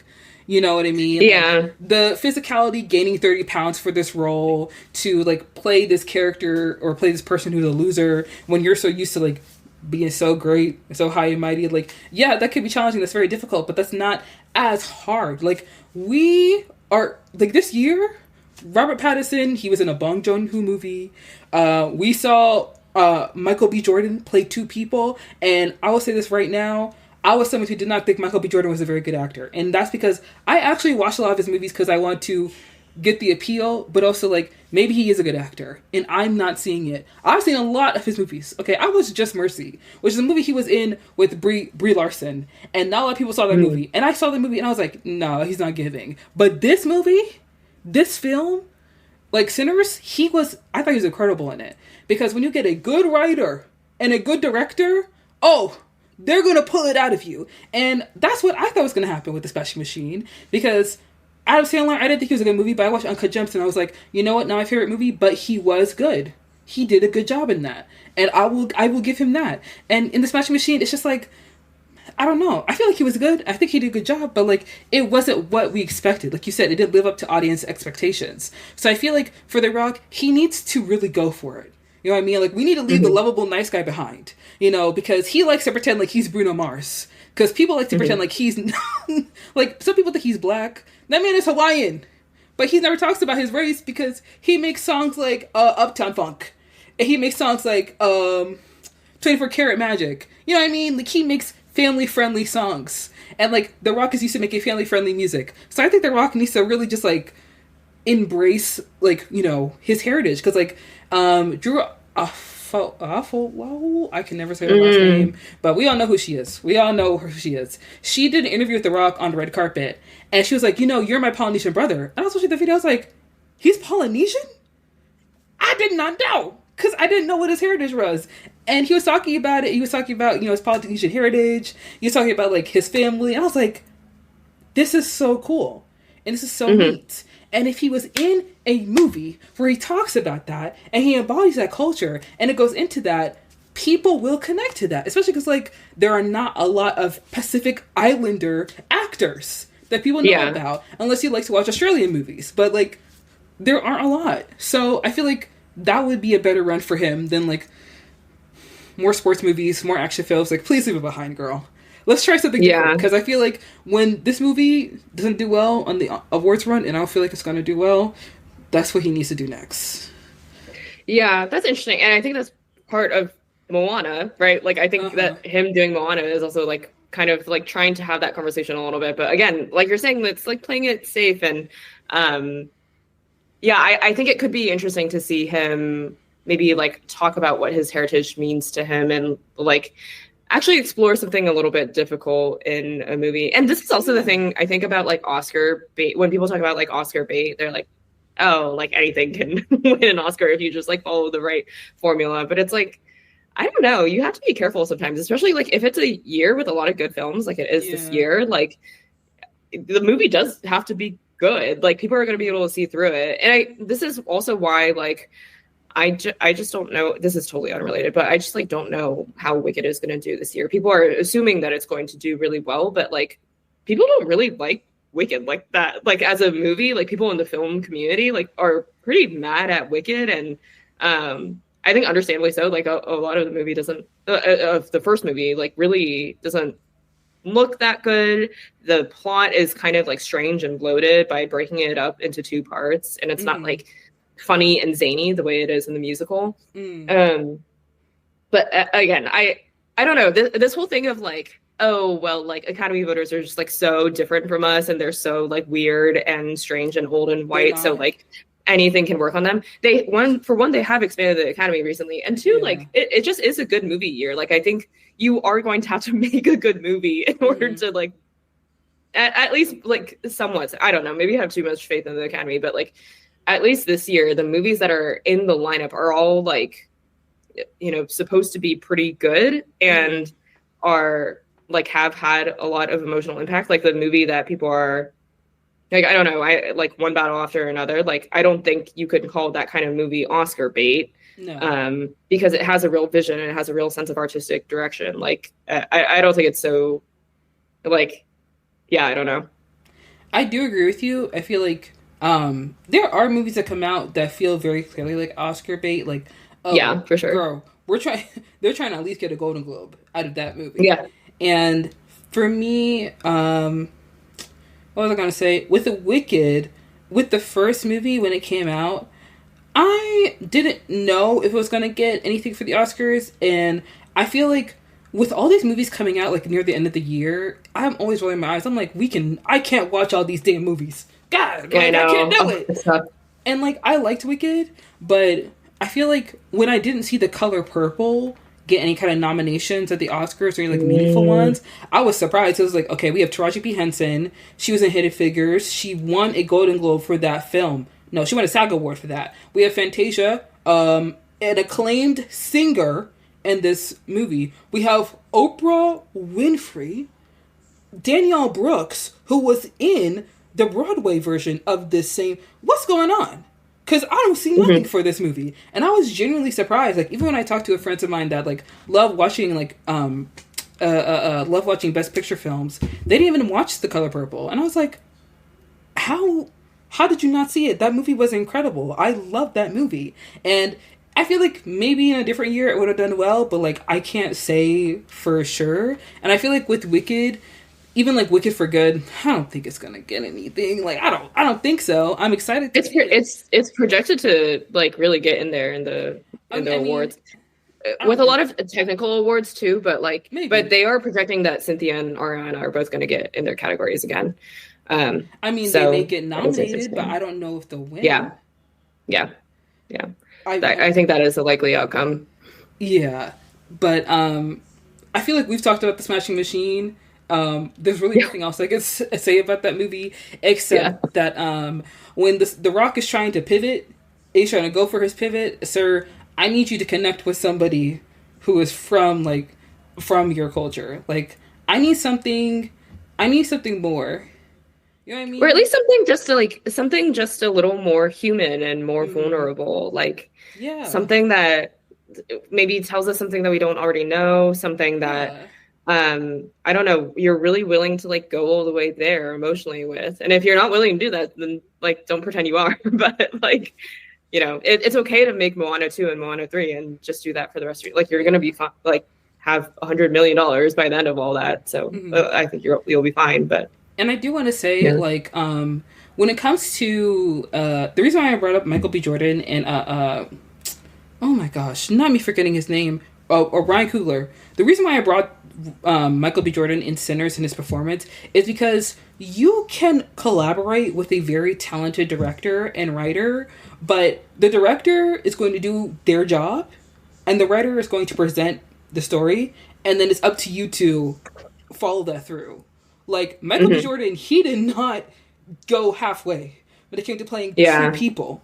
You know what I mean? And also, Robert Pattinson had to do the same thing in Mickey 17. Bong Joon-ho is an incredible director. Like, he could have worked with anybody, and Robert Pattinson was cast in that film, and I feel like there are still people who are not familiar with Robert Pattinson's game. I feel like Batman was, like, people's, like, awakening to him being a good actor, because they hadn't seen him in anything past, like, Twilight. And, like, me, who became a Brian Pattinson fan because of Twilight, like, I was like, this is nothing new. This isn't even his best role. Like, you know nothing about this. But I feel like with The Rock, he selected Benny Safdie because, like, the aesthetic and the appeal, and he thought that, like, with his star power and Benny Safdie's name, this movie's going to do numbers. And then also having his friend Emily Blunt there would just be, like, enough to sweeten the pot. And it wasn't enough. Because sometimes you need to bring a little bit more than just, like, the physicality. Like, you really need to, like, give the people what they want. You got to give us something, girl. You're giving us nothing. You know, like, we need something from you. Yeah, and it's always, like, at the end of the day, it's, like, always hard to say if it's, like, because I think part of what really great directors can do is pull great direction and pull great acting out of actors. I think, so it's hard to say if, like, maybe Benny Safdie isn't just, like, so committed to doing that with The Rock, or, like, The Rock just doesn't want to go there. Like, who knows, like, what went on set. Yeah. But, like, either way, it does seem like there were constraints to how ugly they wanted him to look, and that the fact that they didn't want him to look ugly at all, I think, hurts the movie. Especially, it's a character-driven piece. Like, if there isn't, like, if there's only, like, pretty much one character to focus on, you want that character to have some interesting stuff going on. So, yeah. Yes, but I'm going to go ahead. We're going to pivot into the next movie I want to talk about. Because with The Smashing Machine, you know, we're talking a lot about how, like, we're not getting a lot of the emotional impact from The Rock and his performance as Mark Kerr, but I feel like I'm getting an overwhelming amount of that from The Fire Inside.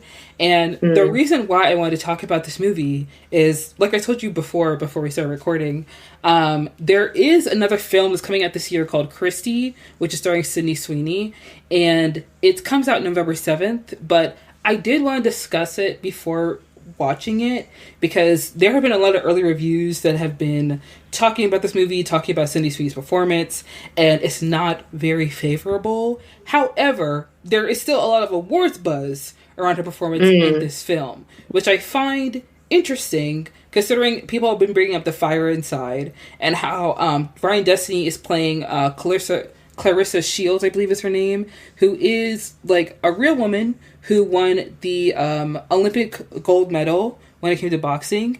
And she won it back-to-back. She was the first person to do so, man or woman, to win back-to-back.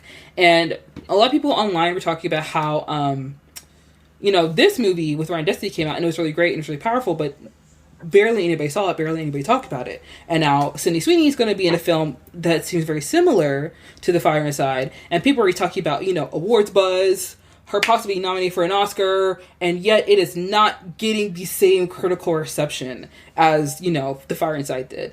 And I do want to say, when people talk about, like, how, any movie can get an Oscar or Academy Award, you know what I mean? Like, sometimes when I think about the voting body for the Academy Awards, I think about Film Twitter. Because sometimes Film Twitter, they get one movie, and then they just run with it. Like, that movie is like their magnum opus, or it's the holy grail. And then when I go see the movie, I'm like, girl, now we just doing a lot of nothing for a lot of nothing. Because, like, it wasn't even that good. Like, this year, when people were talking about Mickey 17, and people were talking about how it was bad, I went to see it, and I was like, I don't know what people are complaining about. This feels like a bung. It's pretty good. This is Okja Part 2. Like, this is not anything different from, like, what Bong Joon-ho does. Like, he's a little weirdo. You know what I mean? He cares about the environment. But I did want to talk about it because The Fire Inside and Christy, because although, like, you should watch a film and get your own opinion, like, you don't have to go based off what, like, critics or reviewers say, what people on Twitter say. I saw, like, the trailer, and then I saw some, like, clips online, and my fear is that this movie is not as good, and that the critics are not wrong when it comes to Christy. You know what I mean? Yeah, I think, I don't know, like, the thing that I'm curious to see about Christy is, like, what, again, it does with gender, like, I think, there is kind of this metatextual element too, where, like, Sydney Sweeney has become such a lightning rod for discussion about gender in the United States recently. And so I think that could be an interesting, like, conversation being had about, like, how her real life persona interacts with the character of the boxer. Maybe they have more similarities than we think. But yeah, I think to your point about, like, this movie having lots of awards buzz, something like The Fire Inside not. I mean, of course, there is a racial component there that, cannot be ignored, I think. I think Sydney Sweeney has also just, like, there's something about her, and with all the controversy and all of the kind of, like, discourse around her, where it's like, it feels like from now on, anything she does will get engagement. And I think studios and awards bodies will always be interested in that. Vicky, give me 1 second. I'm so sorry. No, you're good.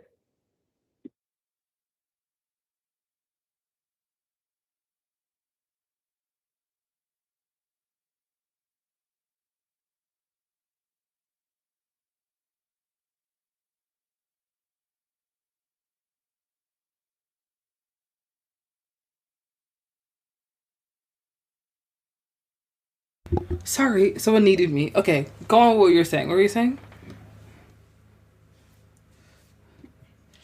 Sorry, let me put my headphones back in. I'm, like, always worried about my battery life with my AirPods. No, you're fine. You're fine. You're good.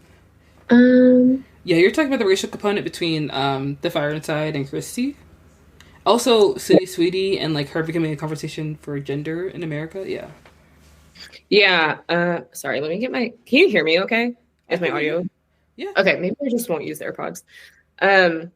But, yeah, I think So one, I do think there is something just like a little bit unfair about how Sydney Sweeney is about to get this like awards conversation, and maybe something like The Fire Inside wouldn't.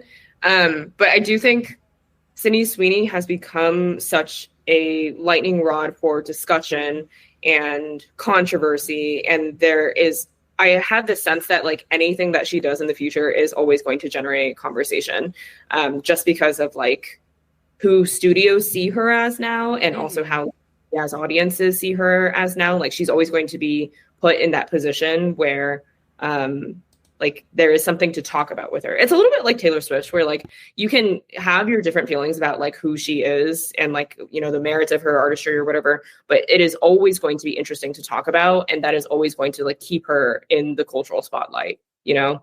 I think oh, sorry, I don't mean to cut you off. Go ahead. No, you're good. But I was just going to say, like, that is, I think, maybe where Sydney Sweeney is heading, where, like, regardless of the quality of the work, she's always going to be, like, put in that position where she is discussed. So I agree with you on that. I feel like she'll always be a topic of conversation.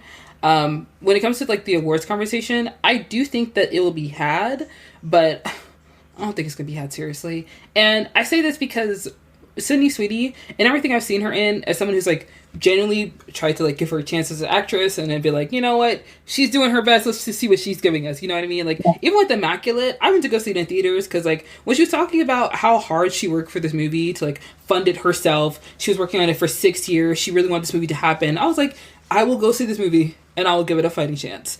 And like it's a solid like maybe 6.5 out of 10 kind of horror film where it's not bad, but it's like she should just keep going like this. Like, she should just keep trying. But it feels like a lot of the things that she does, like the films, the TV shows, whatever it might be, it's almost there. You know what I mean? Like, it's good on paper, but then when you see it finished, like the finished product, it's like, it's not enough. Like, I'm not getting enough from her. Especially with, like, Anyone But You, I feel like her worst role. Her worst. It makes me so mad. It's like, because this is like the thing about the rom-com is people are like, oh, people just love to see two hot people on a screen. That's why people love rom-coms. It's like, that's not why people love rom-coms. Like, you have to put in some effort to make it good. People love rom-coms because like they can connect to it emotionally. It teaches them something about their emotional inner lives. And like, if you have like very stale performances by two of the most like, I don't know, stiff performers in the industry right now, like it's not going to do anything for you. So like put some respect on the rom-com game's name and like actually make a good rom-com. Like, don't make this the movie that's like, we're bringing rom-coms back, like it's not that. It makes me so mad. And the thing is, like, with Anyone But You, it was odd for me to watch that movie because Sydney Sweeney, like, even the bit in the bathroom with her, like, drying her pants, I was like, oh, girl, we're doing too much with this.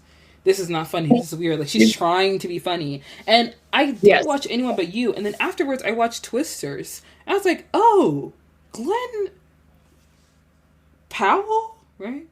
What's his name? Powell? Okay, good. Glenn Powell has more chemistry with the Daisy girl than with Sydney Sweeney. And I feel like it is a skill issue. You know, like, not to be rude to Sydney Sweeney, but like, I have not seen that Daisy actress in a lot of things, but she's been in a lot of interesting, you know, shows that people have watched. I haven't gotten to it yet. I've only seen her Twisters, and I really enjoyed her performance in Twisters. And her and Glenn together, I was like, oh, if they end up at the end of the movie, I will not be mad at it because they're actually connecting on a level. And Glenn Powell, I've seen him in things before he really got big, so I always kind of knew he was a good actor. And, you know, when you are acting with another actor and they're not on the same level as you, people notice, you know, like I notice in The Smashing Machine, notice in Anyone But You, I noticed when I watched Tick, Tick, Boom and Andrew Garfield was acting opposite of Alexandra Shipp and they're breaking up and she's like crying and she's like bemoaning and lamenting and he's not saying anything, but he looks more heartbroken than she does. And sometimes it's not like anything against the person, but like it's just like you're not on the same level, and that just happens, you know. That's just a thing that happens in, like, you know, movies and things like that. Like, you know, nothing against Alexandra Shipp except, you know, girl, you was trying to play like you wasn't going to get recast when you was casted as Storm, and then you was like, oh, Fox is going to recast me, and guess what, girl, we haven't seen you And how long? Exactly. But I digress. Yes, I know. I digress. With Sydney Sweeney, like, being in Christy, after watching, like, the trailer or some of the clips, once again, I'm just like, we're trying to make something happen that's not going to happen. You know what I mean? Mm. Like, I feel like she is a good actress. I feel like she could be better. She is obviously very pretty. She's very marketable. And a lot of studios, they're, like, running her down, chasing her down, trying to get her in everything. So, like, you know, there will be another filmmaker who will try to make her into his muse or whatever, so to speak. But I don't think that Christy is going to shake the table in the way that she was expecting it to. I think Sydney Sweeney is trying to do a lot of big swings, and I'm sorry to say, they're all misses. You know what I mean? Like, the only big swing that she's taken recently that apparently brought, like, some attention was that jeans ad. And that was not the kind of attention that she wanted, but it gave her something. Listen, girls, people are talking about you. We're not talking about your boobs, you know? So, like, that's something. But I feel like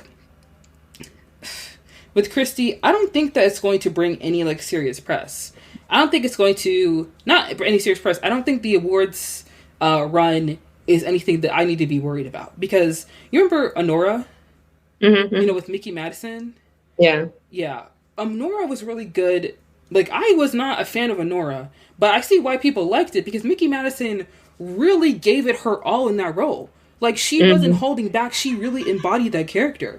And with Sydney Sweeney, like, when I compare Mickey Madison in Honora to Sydney Sweeney in Euphoria, to Sydney Sweeney in Anyone But You, to Sydney Sweeney in, like, Immaculate, like, I see her trying to be this character and trying to put on. But Mickey Madison, she is that girl. She is like, you know, she's the stripper that the guy brought home, and the family's not happy about it, and she doesn't care. You know, like, at the point of gun in her face, she does not care, and she's really giving so much to that performance. And Sydney Sweeney is just kind of like, you know, and she's like, so how was that? And it's like, oh, that was good, girl. Good job. You know? I don't know, like, with the Sydney Sweeney performances that I have seen, it's always, like, it is kind of interesting to me, and I can always respect someone that is taking swings, you know, like, I prefer that to, like, what The Rock is doing, right? Where The Rock is not taking swings, right? And he's, like, still expecting something to happen. I think Sydney Sweeney, it was, like, there's this interesting, like, dual thing that's happening where, like, she is trying for these prestige roles. They're not really working out for her. They're not really getting, like, the buzz that she's needing them to get. What was the movie that came out, like, on HBO Max? And it's, like, the meme of everyone that everyone has. Oh my gosh. Brutality. Oh, yeah, that one. Yeah, where she's like an NSA agent or something. Yeah, FBI agent or something like that. But I think people really like that movie, but it just didn't get the distribution that it needed to, like, have an awards push, I think. So she's trying for these kinds of prestige films, but then at the same time, she has talked about this a lot in interviews. She's like, I need to get a bag. If the prestige thing doesn't work out for me, I need to get a bag. And then so she goes and does the jeans ad, you know, and she does the bathwater thing. And she generates controversy because I think she is, like, maybe next to or really at her core of being an artist. Like, she is at her core a businesswoman. She understands that the controversy is what is going to make her a bag at the end of the day. And I think you can tell because when she's asked about the jeans thing and the bathwater thing, like, I don't think these things come as surprises to her that they are controversial, but, like, when she is asked about them, she kind of, like, digs deeper into them to, like, kind of rage bait you even more. She's like, well, people didn't mind Jacob Elordi's bathwater, you know, and it's like, why would you, like, Jacob Elordi's bathwater, like, in Saltburn, you know, and it's like that's like a different thing. But we're not buying Jacob Elordi's bathwater. So she's just, like, she's doubling down on her things, right? Also, which that's a lie. People did have a problem with the bathwater, but that's like the worst thing that happened in that movie. Never mind. That's what I'm saying. Like, I think, I feel like she's doubling down on her controversy and her being a controversial figure rather than, like, shying away from it, which tells me that she's trying to make money off of all of it, which is working for her. I heard someone say that like the ads that whenever she does an ad for a company, the company's stock pops. Like she is like that. I don't know, like tied to the business side of things. So yeah, it's really like it's a pretty interesting career she's having. I think it remains to be seen if like we as like film Twitter people and like people that love the film and love the acting can really be won over by what she's doing. Because her attempts to do so haven't worked so far. But like I can't imagine if she keeps trying, like maybe someday. Because like, yeah, I don't know. Like how many times can you do this and it still not work? And because I do tend to think that like the actors that impress me the most are those character actors that have just been around forever and have like learned so much from all the different sets that they've been on, right? And I think that is why it's really satisfying to see someone like Paul Giamatti like win an Oscar, because it's like, oh, I can see how your decades and decades of experience have informed the actor that you are. And is that going to happen for Sydney Sweeney? I don't know if that's really the path that she's on, but it's like at a certain point you must like something must work. I don't know. I feel like with Sydney Sweeney, now that you bring up the business side of things, it gave me this thought that like when she mentioned how like, oh, being an actor is so hard and so expensive because like I have this PR person, I have this assistant, I have that assistant, blah blah blah, whatever. I feel like Sydney Sweeney, this may sound not so great, but she wants to be a movie star a little too badly. You know what I mean? Like, it's okay to chase fame. Like, Glenn Powell, obviously, wants to be a movie star. And, like, when I saw Denzel was mentoring him, I was kind of like, okay, interesting. But I'm not that mad at it because Glenn Powell is hungry. He's ambitious. But so is Julia Garner. So is Ayo Edebiri. And the thing is, they act first. They present their work first. Sydney Sweeney is so caught up in like the image of looking like a movie star and having the accoutrements of being a movie star, but the acting, the work, the things that she's bringing to the table, it's not measuring up. And the thing is, Ayo, she recently became Chanel's ambassador. And that's like a huge deal. And it's not like she was going around asking and begging for money and pleading for money, none of that. She's been in movie after movie. She's been in The Bear. She's been working hard on that show. She wrote and directed episodes for that show. And because of her personality and because of who she is and because of her work ethic, you know, brands have taken notice. And I'm sure she's gotten a lot of offers from a lot of brands. So for her to say yes to Chanel makes you think like she's being mindful and being careful with what she's saying yes to, what she's saying no to. Sydney Sweeney is so concerned with like having this image of her, you know, because she wants to be Jennifer Aniston, she wants to be Aubrey Hepburn. She's saying yes to everything because she wants to, you know, stay afloat. She wants to keep that lifestyle. She wants to maintain that lifestyle. But I know that like with acting and with movies nowadays, people are not making that much money because streaming isn't making that much money, and like, you know, movies aren't staying that long in the box office and like actors aren't getting a lot of residual. So I understand that you got to get a bag and you got to stay paid and you have to maintain like how you live, because like going from audition to audition, living in LA, going to New Jersey, going to Michigan, going to British Columbia, going to the UK, going to like all these different places, because not everything films in California anymore. So you got to fly everywhere to like film everywhere. So I get it. I understand. However, we see so many other young actresses that are doing well, they're performing well, and not all of their movies are hits. Not all their movies are greats. Like Opus, it wasn't that good of a movie. But you know what? Ayo, she did her job. She did it well. And she acted opposite of John Malkovich. Like, she was in After the Hunt, which, like, you know, initially a lot of people did not like that movie, but she's acting opposite of Julia Roberts and Andrew Garfield, two of the biggest actors. So when you have one of the biggest directors of right now too. And one of the biggest directors, exactly. And so Ayo is being strategic, and also Julia Garner is as well, because like we've seen Julia Garner in Ozark, we've seen her in The Assistant, we've seen her in the Anna Delvey Netflix show. So those are two actresses that I've been following for a long time that I think are very talented, and they're focused on their work. You know, they're focused on showing that they're a performer first. And when you kind of bring people in with your work and your talent, and everything else kind of follows in. Sydney Sweeney's trying to do the opposite. She's trying to get her money, get her bag. And I feel like with Immaculate, she was focused on like the work, but it's clear that like she was looking for a return on that. You know what I mean? Because she put her own money into that movie to make that film. And she was campaigning for that movie hard. Hard, hard, hard. And when I say hard, I mean like that movie was her baby, which is ironic considering the film. But she really was pushing for it, you know, to like show herself as like a serious auteur.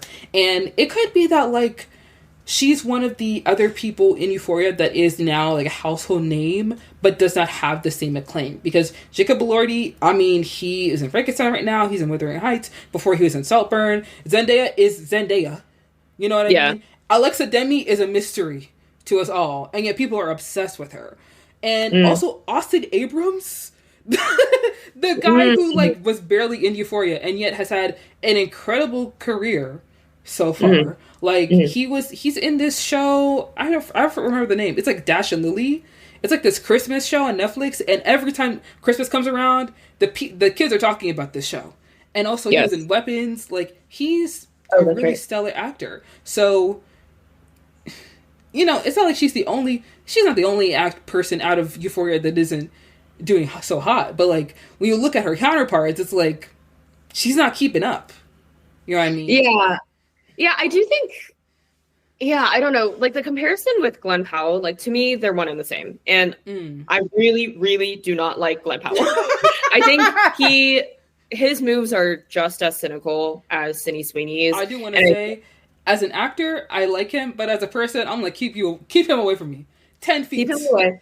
I think, like, to me, his actions are very transparent as like, he's trying to take advantage of a moment where there is financial uncertainty within the film industry, and the film industry is saying we need white boys back. Like we need kind of conservative, appealing white boys back. And I think that is a big part of the appeal of something like Twisters.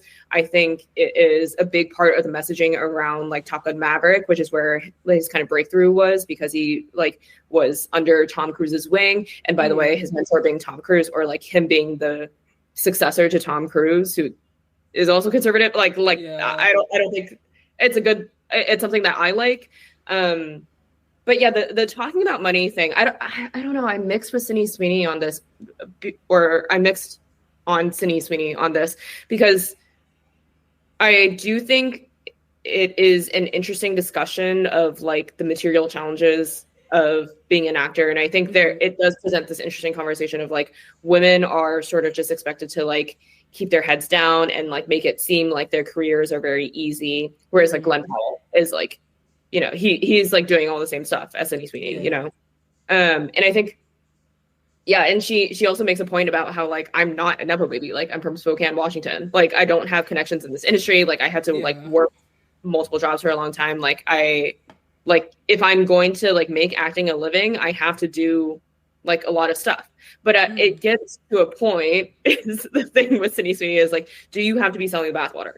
And again, there are a lot of people, like you're saying, there are a lot of people that are not selling the bathwater, you know, like, I don't know. I totally hear what you're saying is like, I think especially like for film Twitter-ish people, we like to see the work come first, and we like to see the hype develop around the work itself rather than around like who the person is. Like like you're saying, I think Io is a really great example of this, because she had like banger project after banger project for a while with like The Bear and Bottoms. She was so likable in even like the Teenage Mutant Ninja Turtles movie, you know, like she's just been so like generally likable, and that comes through in the work itself rather than like the controversy around her.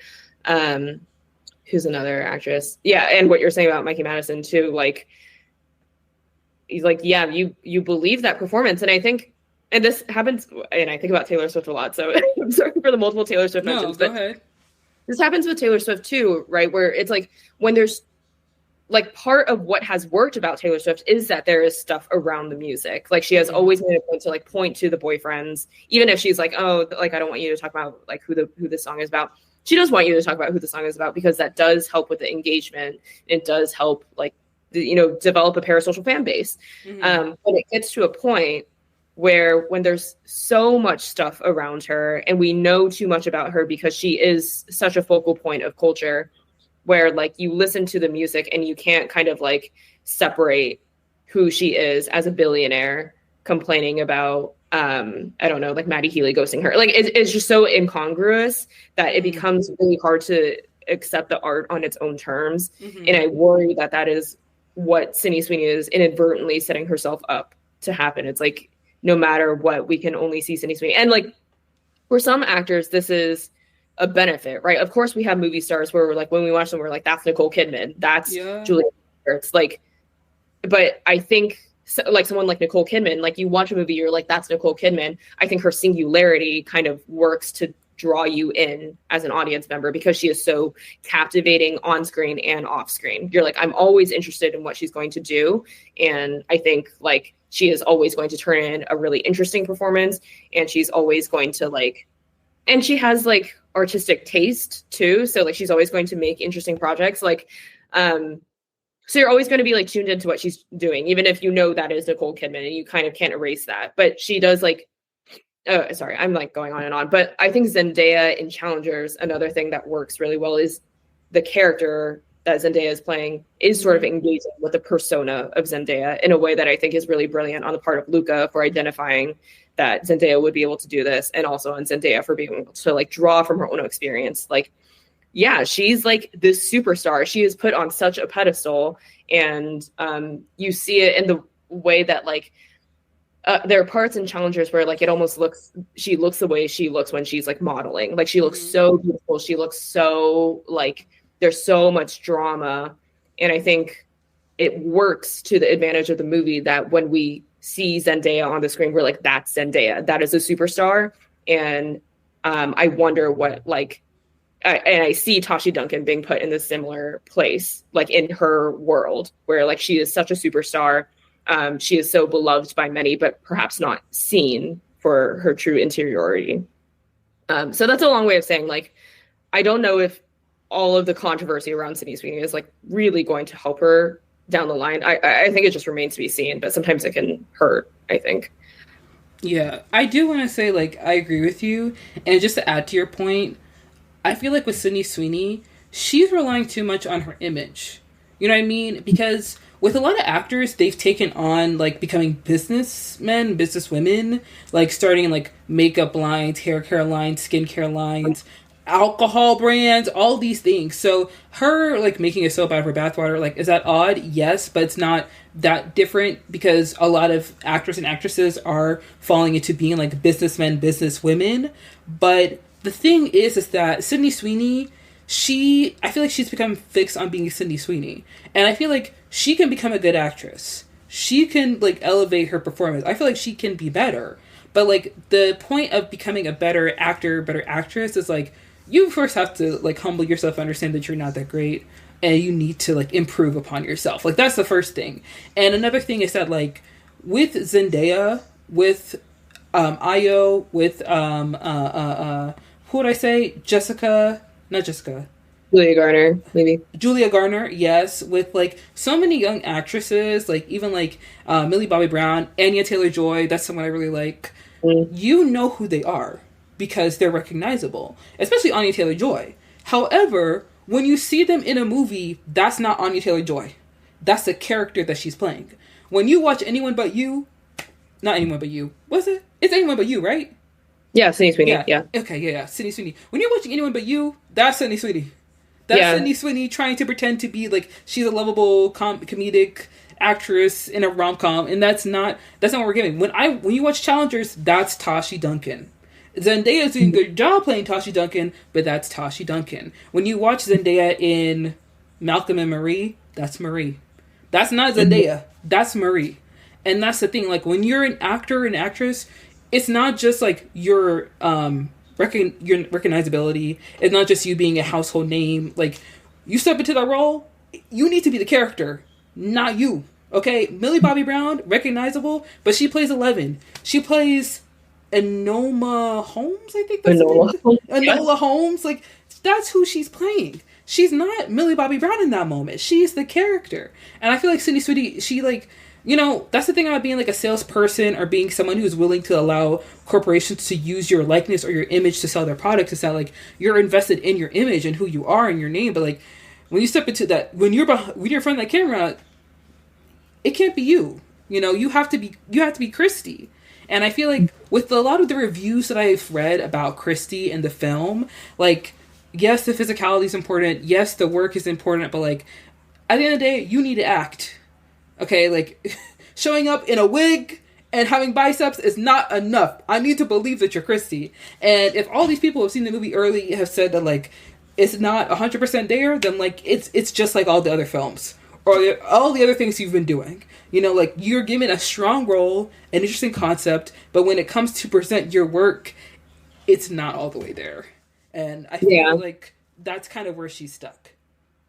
I also, I wonder about, like, who she's working with and, like, what kinds of, like, connections she's making. Because I think, like, Io Debris pairing her with, like, Luca Guadagnino, I think that's very genius. He's, like, one of the most buzzy directors of our time. Yeah. She's one of the buzziest actresses. Like, the fact that they were able to connect, I think, is very savvy on the part of Io Debris, who is directing this Christy. David Michaud.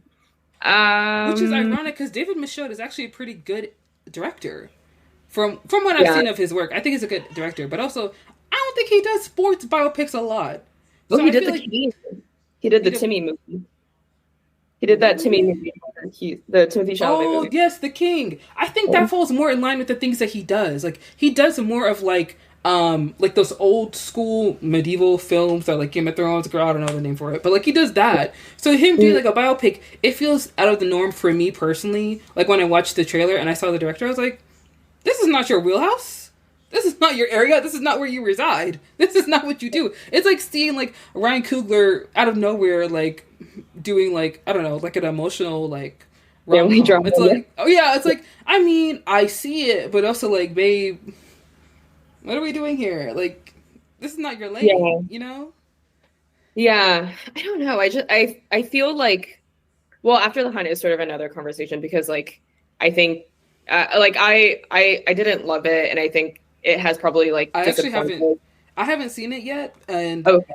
I have seen a few of my friends on Twitter at least say, like, oh, y'all didn't watch this movie, so I'm willing to give it a chance, but I'm not seeing it in theaters. Yeah, no, for sure, give it a chance. I think it is, like, there's a lot of meat on it, but I think, if it had gone slightly a different way, I think, like, that could have been a really big moment for Io's career. And I think it's, like, you have to make smart choices, and you have to pick smart projects, right? And I worry that Sydney Sweeney, I don't know, like, with the Immaculate thing, with the reality thing, now with this Christy thing, it's like, you're not choosing projects that A24 is, that you know that A24 is going to throw their whole weight behind. And I understand, like, as an actor, you can never guarantee that that's going to happen. Like, perhaps Zac Efron signs onto the Ironclaw thinking that, like, A24 is going to get him an Oscar.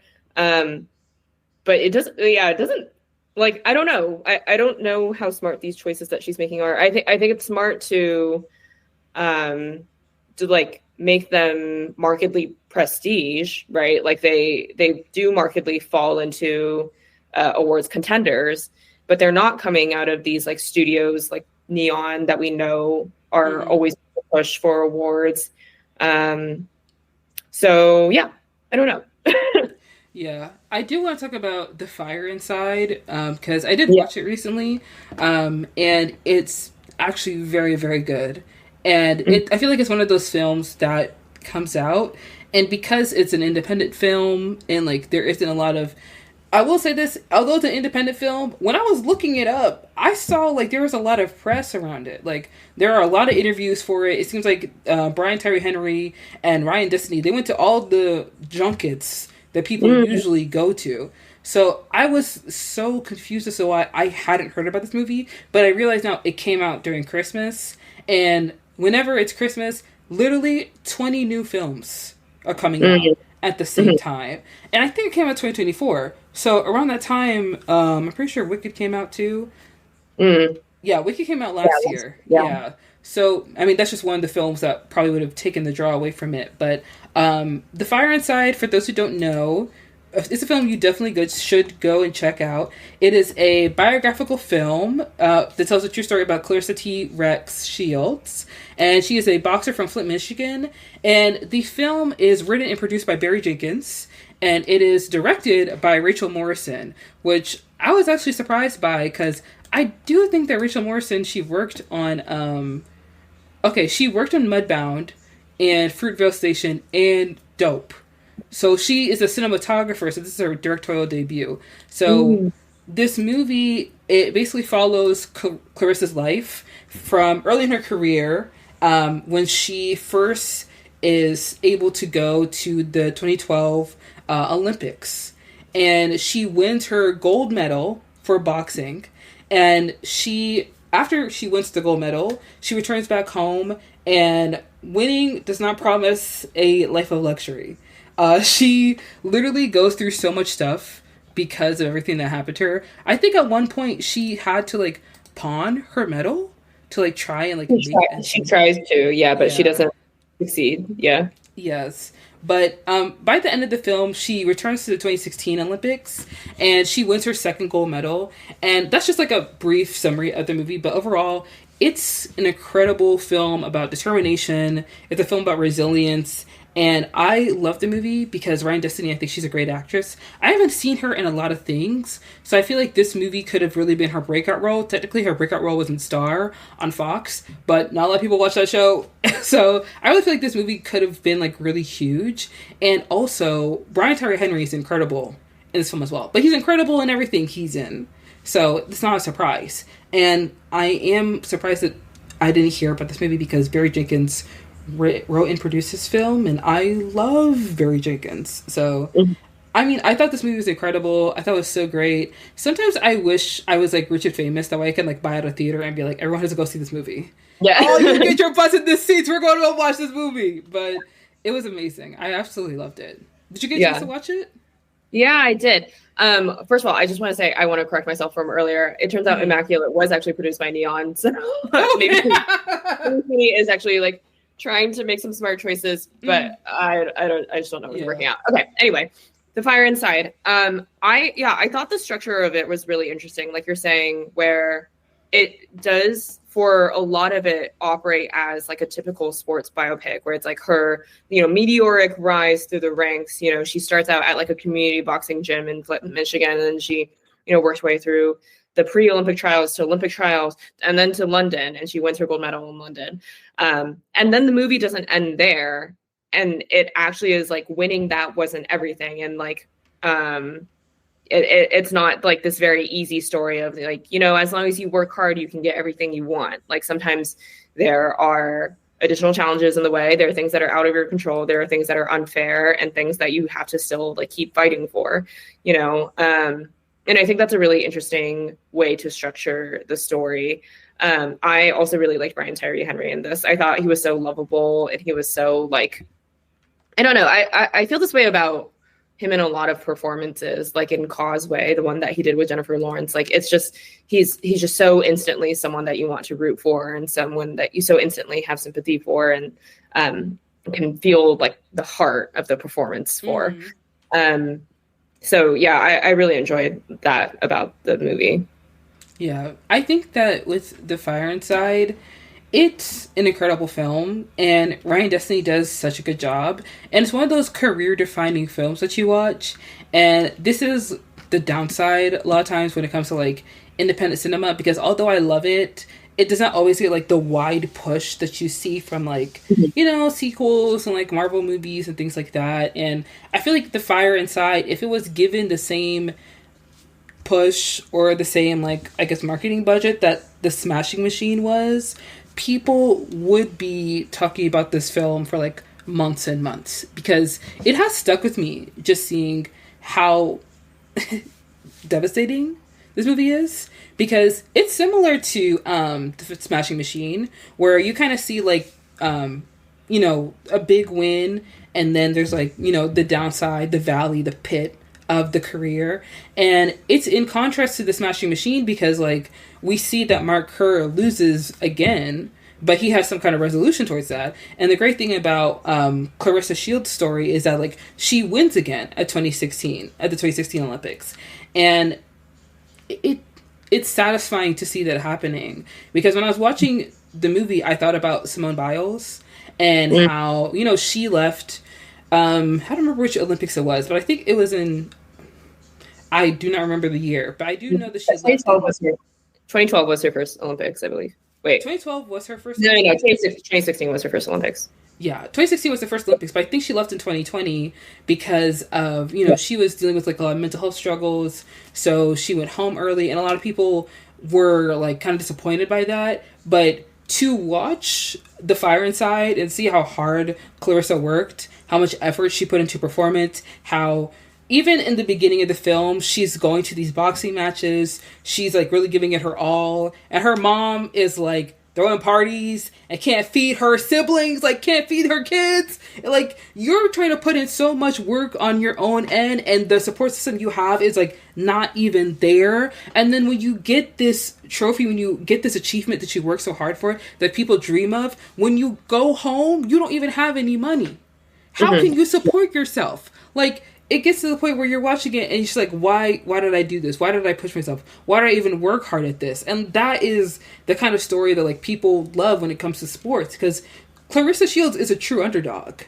Having the chance to get an Olympic gold medal and then just like going home and then not reaping the same benefits that like so many other people have reaped from getting that incredible achievement, but then coming back to that same event, coming back to that same, milestone, and then winning again, despite all the odds, is another incredible feat, because it shows that like, she was able to, overcome, these challenges in her life, and to show her resilience is something that people love in sports movies, and people really like admire, is something that people really connect to. And I feel like with The Fire Inside, because like Ryan Destiny, she isn't that well known of an actress, she's able to really come into this role as somebody who is like so talented, but because like she isn't a household name, you could just like kind of watch the movie and just like become, engrossed in the film and invested in the story of Clarissa Shields. In comparison to The Smashing Machine, which is Dwayne Johnson,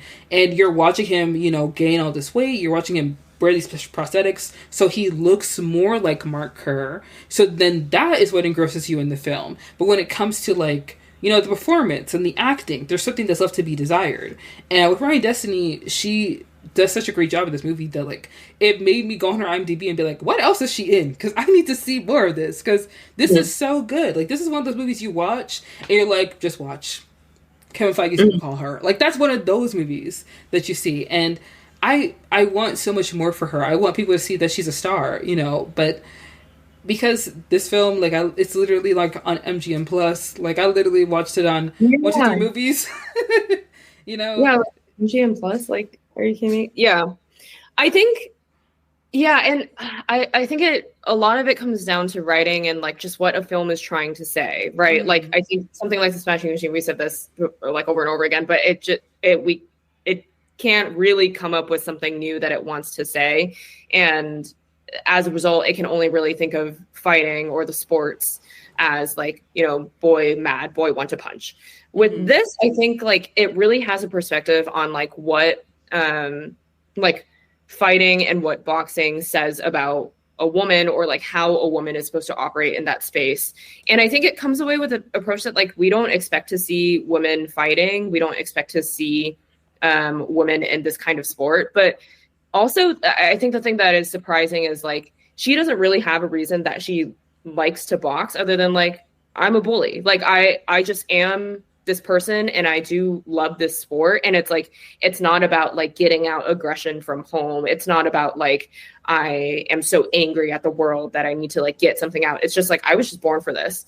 And I have just like always been so drawn to this. And there's something kind of interesting where it's like, well, why does my gender have to be a part of this? In contrast with something like Smashing Machine, where it is trying to use the fighting as a commentary on the masculinity. But I think this movie is trying to a little bit be like, and why can't it be something about like how a woman operates in the world? Like why can't like it have anything to say about women and about what women's experiences are?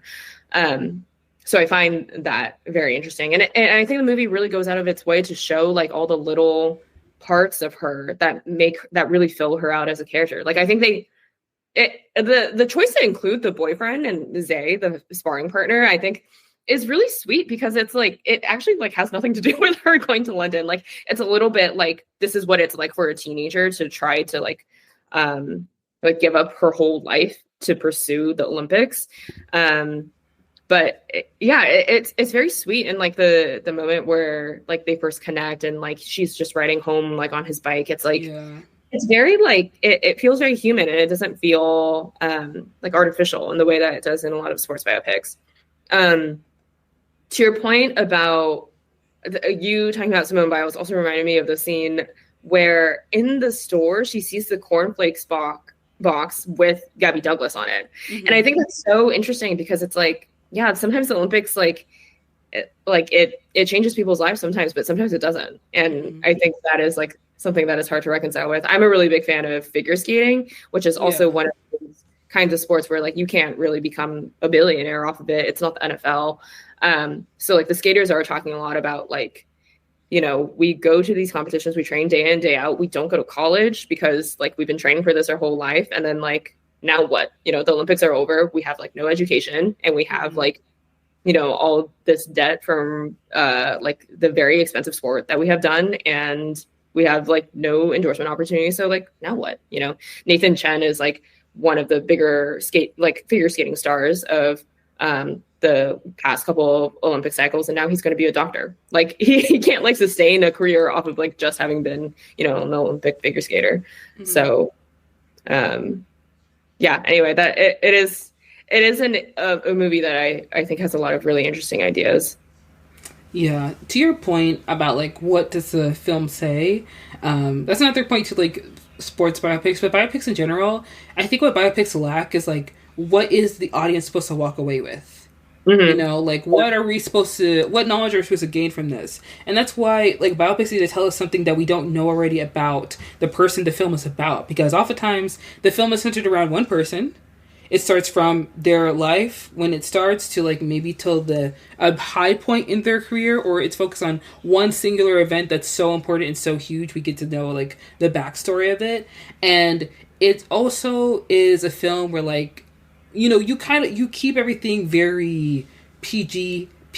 You know what I mean? And when it comes to learning a lesson about life, sometimes you need to show the things that are not comfortable. Sometimes you need to show the things that people don't want to see. Like if Clarissa Shields like was really trying to pawn her, like, you know, in real life, like pawn her golden medal, there would be some people that would be like, let's take that out because then people will think that you're ungrateful for going to the Olympics. You know what I mean? But she shows that because it shows the challenges that people face. Because when you watch the Olympics on TV, you assume everybody there is a millionaire, or they're going to be a millionaire. Like, look at that. Yeah, like you assume that people are going to be like Gabby Douglas, and they're going to be on a cereal box. And some people do not have that luxury. Some people, when they leave, you know, that event, like their life doesn't change in any meaningful way. And with The Fire Inside, I think it's a really amazing film about like resilience and challenges and how to like, you know, rise above it and everything like that. And then what we're lacking from The Smashing Machine is the emotional connection that we can have with Mark Kerr, because addiction is such a terrible thing that so many people deal with, especially athletes, especially male athletes, because the need to perform, the need to succeed, your ambition, also the physicality of your sport, to look stronger than the other guy, to look bigger than the other guy. And with Clarissa's story, like, even though she is like a boxer, she still was like, I'm a woman, like I want a baby, like I want a family. And like she was still like, even though she looks like, I don't know, butch or manly, like she still wanted people to see her as a woman. And it's so disappointing when you have a subject like Mark Kerr, who seems like a very interesting person, but you kind of just like play it safe when it comes to telling his story. And it's something that's very refreshing to see with, you know, The Fire Inside, that it's something that is unflinching and is not afraid to go there and go a little bit deeper and show people the ugly parts of it. Because a lot of times when you think about sports and you think about like what happens in sports, like it's ugly. Like not all of sports is like very pretty. Like sometimes people fight, sometimes people yell, sometimes people are like, you know, in things that are like very terrible, and you don't find out till later on. You don't find out till after. And, you know, if you want to, you know, put on this farce for people that you're a big strong man and you fight and you cry and ooh, I'm sad and that's it, like girl, who wants that? Who wants to buy into that? Like, who wants to participate in that? Who wants to be part of the story? Like, nobody really is interested in it. And I was genuinely surprised when I was trying to find, like, showtimes for the film after we talked about, like, watching The Smashing Machine and, like, talking about it. When I was trying to find showtimes for it, I couldn't find that many. And I was like, that doesn't make any sense. And then I went to go see the movie, and that made sense. Because, you know, it's like down, yeah, like, because the demand, like, AMC matches the demand of the films. Like, even when, like, Bottoms came out, like, you know, it wasn't a big movie, so to speak, and at every AMC I saw it at, they put it in the smallest theater, but it was in theaters for a while, because people liked the movie, people liked Bottoms, you know what I mean, and they liked that story. Of course, Bottoms is not, like, a sports biopic by any means, but, you know, it's still the same thing. It's the desire. And, like, do people really want to watch something that's, like, glossed over and, like, kind of, like, half done in terms of emotional story? Like, no, they don't want that. Do you have any, like, last thoughts in regards to any of the movies we've talked about, really? No, I think, this was super fun and I think super interesting. I think at their core, like, I think these fighting movies are about gender, and I think they're all trying to say something about gender, about masculinity, or about femininity, or about just gender in general, and how, like, people interact with it, and how it manifests, and how, like, it can explode into something if it's not dealt with.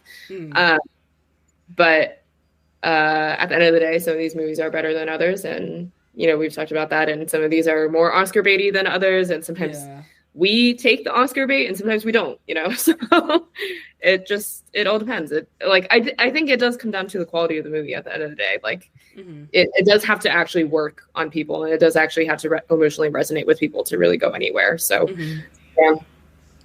the last thing I want to say about any of these films is that the reason why The Fire Inside is such a stronger film than, like, in my opinion, The Smashing Machine, and also Christy, even though I haven't seen Christy yet, is because Clarissa Shields was fine with showing people, like, every part of her life, because she is a 2-time golden medal, like, Olympian.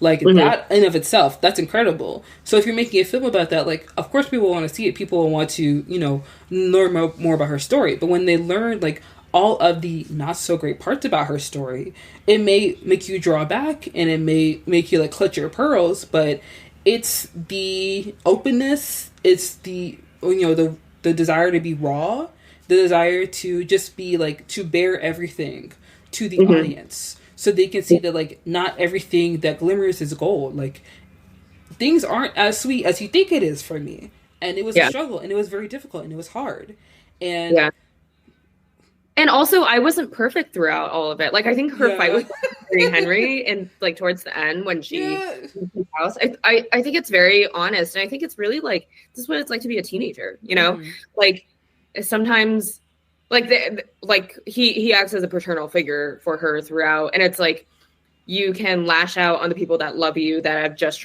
been trying to be there for you, but also, like at the end of the day, like, you lash out on them because you needed them. And, like, she keeps coming back to this thing of him not being there for her in the Olympic trials in China, right?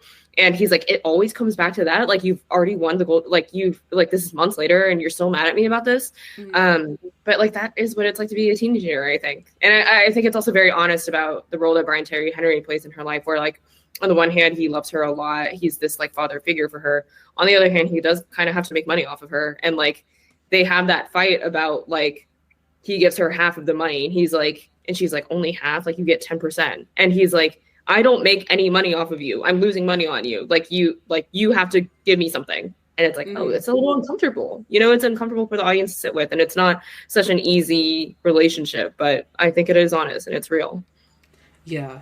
And that's something that is messy from, like, biopics, but, like, just stories in general. I feel like studios, executives, writers, directors, they want to hit certain points so that people say, oh, this is so, like, oh my gosh, feminism, oh, how deep. You know what I mean? Like, they want that. But, like, sometimes you don't need to, you know, you don't have to be like, me. a strong black woman in these trying times. Like, sometimes showing that, like, you are a black athlete that went to the Olympics and you did not make that much money when you went there the first time. And now you have, you know, your coach, your trainer, someone that has been a paternal figure to you is talking about how, like, how he wants to make money off of you. It brings that dichotomy of, like, hey, he has a family, he has mouths to feed, he has to support himself. You both live in Flint, Michigan. Like, you both know what it is. You know what I mean? Like, that's what it is. And you don't really have to, like, do this overarching theme and like whatever it is. Like, sometimes just showing the story and showing what's happening and showing something that is real is what people can connect to and people can relate to. Because one thing that I always found annoying about 2016 with the I don't know, the media in that time, for some reason writers thought that black people like to sit in a room and talk about how black we all are. And, like, what blackness feels like, and what's it like, and why we don't like John Legend. Like, no. People are just living their lives. And when you portray people living their lives, they connect to that, because that's what it's like. That's what it's like to live your life. You go into the grocery store, you see some random white lady following you around. It's like, who are you? Do you work here? And someone else would be like, that happened to me last week. And that's all you need to do. You know, if you show Mark Kerr struggling with addiction and not us seeing him going to the facility and seeing him walking out of the facility, like, how am I supposed to connect to that? How am I supposed to believe that he has been reformed? How long was he in there? Who did he talk to? Was he there for a week? Was he there for a month? We don't know. They just see him they show him going in, coming out, and then driving back home with his hot girlfriend in a red convertible on the sunny road. Like, what does that say to me? How am I supposed to connect to that? That's why I connected to Mark Coleman more, because you show him being, you know, someone who's supportive of his friend Mark. You see him, like, looking over at his friend Mark when they're talking about the rules, just checking in on him. You see him with his family in one small glimpse. You see him training. You see him working out. You see him really going into it, because, like, not only like both Randy, I think that's his real name, the actor, not the actor, the fighter, but, like, that guy who played Mark Coleman and Dwayne Johnson, they're both fighters, but Mark Coleman has more humanity in his portrayal of being a fighter than Dwayne "The Rock" Johnson does. And that's because you're not trying to, like, fit into a certain box, or you're not trying to give people what you think they want. Just show people the story and let people process it that way. Don't try and fit everything into certain, like, don't try to hit certain points here and there and here and there. Like, sometimes you just need to present everything as it is and let people take what they're going to take from it. And if it's something that's genuine, it's something that people can, like, see themselves in, then that's great. But, like, most people who handle addiction and deal with addiction, what they don't do is just walk into a facility and then walk out. Like, they're there. They're struggling. And although, like, you know, the character, or, you know, Dwayne Johnson was talking about, like, you know, I'm sober now, I'm dealing with this, I'm dealing with that, I'm trying to be better. Like, yeah, you're sober now, sir, but, like, we don't know how long you were in there. We don't know how long you've been taking these opiates. We don't know what you've been doing to try and get better. I just see you fighting with your girlfriend. That's all I'm seeing here. So I don't really know how I'm supposed to connect. And I don't know how I'm supposed to feel sorry for you. Because, like, during the movie, I was feeling sorry for her. Because all he's doing is walking around the house whining. Just whining and whinging. Like, you're getting mad at her because she took 4 Advil. Okay, that's more than prescription. But, like, it's 4 Advil. You know, she's not popping. We're not popping Molly's. Dang. It is also a strange thing where, like, I don't know if it's just, like, I don't have this experience of being, like, around so many people that have struggled with addiction, but, like, there are a couple of instances where this comes up where he was like, it's just not nice of you to have, like, gone out last night with and, like, come home drunk. And it's like, I don't know. I wish that had been, like, explained a little bit more, at least, of, like, also, the movie does really want you to think Emily Blunt is a bitch for that, but I don't really know why, for, like, taking the 4 Advil. And I'm like, what? Yeah, I don't know. There isn't enough, like, background, or there isn't enough, they don't show us enough about their, like, just daily life for us to really have, like, a strong opinion on their relationship. So we just need to, like, kind of take what they're giving us and, like, infer our own opinions from there. I don't really know what to say in regards to this Smashing Machine anymore, but I think that, like, when you're making a biopic, like, because they're going to make 4 Beatles biopics soon, and, like, I just have to shake my head and be like, wow. Yeah. Deep breaths. You can't even name all 4 of the members. Most people can't. Like Paul McCartney. John Lennon. Okay, Ringo. Ringo Starr. And there's a fourth one. I don't know what that man is. So it must be so obvious. I think I was perhaps born a little bit too late for this. We're the wrong audience for that. We're the wrong audience. I went to start listening to the Beatles. The only reason why I started listening to the Beatles was because I had a crush on a guy who liked the Beatles, and I needed to know their songs. Don't even worry about it. That guy got married at 19 years old, and I don't know what he's doing now. So I know that, like, of course, Yellow Submarine. I have heard the bangers. I've heard Hey Jude, but I'm not emotionally attached to them in any way. Oh no, I don't know who is now. Well, I think, well, it is people that are older than us. And I think everybody who's emotionally attached to the Beatles is going to watch the movies at 12 o'clock. Okay, that's just going to happen. Yeah. Okay, guys. So that's going to wrap up our conversation about boxing films, The Smashing Machine, Christy, The Fire Inside. So we're going to go to our last segment, which is Watch List, where we talk about movies and TV shows that we have been meaning to watch or currently watching right now, things that are on our list. One movie that's on my list, one battle after another. I need to watch this movie tomorrow because people keep spoiling it for me. Not spoiling it, but people keep talking about the movie, and also people keep talking about like the race element of it. And it's like, okay, so obviously I need to watch this movie because people are feeling some type of way. Because people are mentioning the fact that the Anderson brother is married to Maya Rudolph, and he seemed to forgot that she was black. And I was like, oh, so this is for me. This is for me. Because one thing about it, what? No, keep going. I have to say, like, when I saw the trailer for it first, I was like, oh, Leonardo DiCaprio. And I was like, Tiana Taylor! And listen, I watched 1001. Yeah, the movie. So good. Oh my god, that movie was so good, so underrated. And it's one of those films you watch, anytime I watch a movie that's, like, really good, and I don't see anybody talking about it, I'm like, God, please let somebody see this movie and then make something shake. And you know what? Tiana Taylor being a Paul Thomas Anderson movie, I was like, see, that's what I wanted. And then Regina Hall, people talk about her role is short in the movie. I don't care. I'll see Regina Hall in anything. I don't care. All right? And now people talk about how great Regina Hall is, and like, that's exactly what I wanted. So, one battle after another, that's what I'm going to go see. Also, Benicio del Toro, I would die for that man. And I'm also watching The Diplomat because the newest season came out, so I'm rewatching it. Oh. Yes, it's very good. If you liked Scandal, I think you'll like this. This is less soapy than Scandal, but it is still soapy. There's a lot of mess. There's a lot of drama, but it is more politics driven. Who's the lady? Carrie Russell? Carrie Russell is the lady, right? Nice. She's very good in this movie, in the show. Yeah, and it reminds me that I need to watch The Americans. Oh, yes. She's also in that, right? Yeah. Perpetually been on my watch list since 2015, so. Yeah. Oh my gosh, so much that I still need to watch. Let's see. What have I watched recently? I have recently watched After the Hunt. I thought that was okay.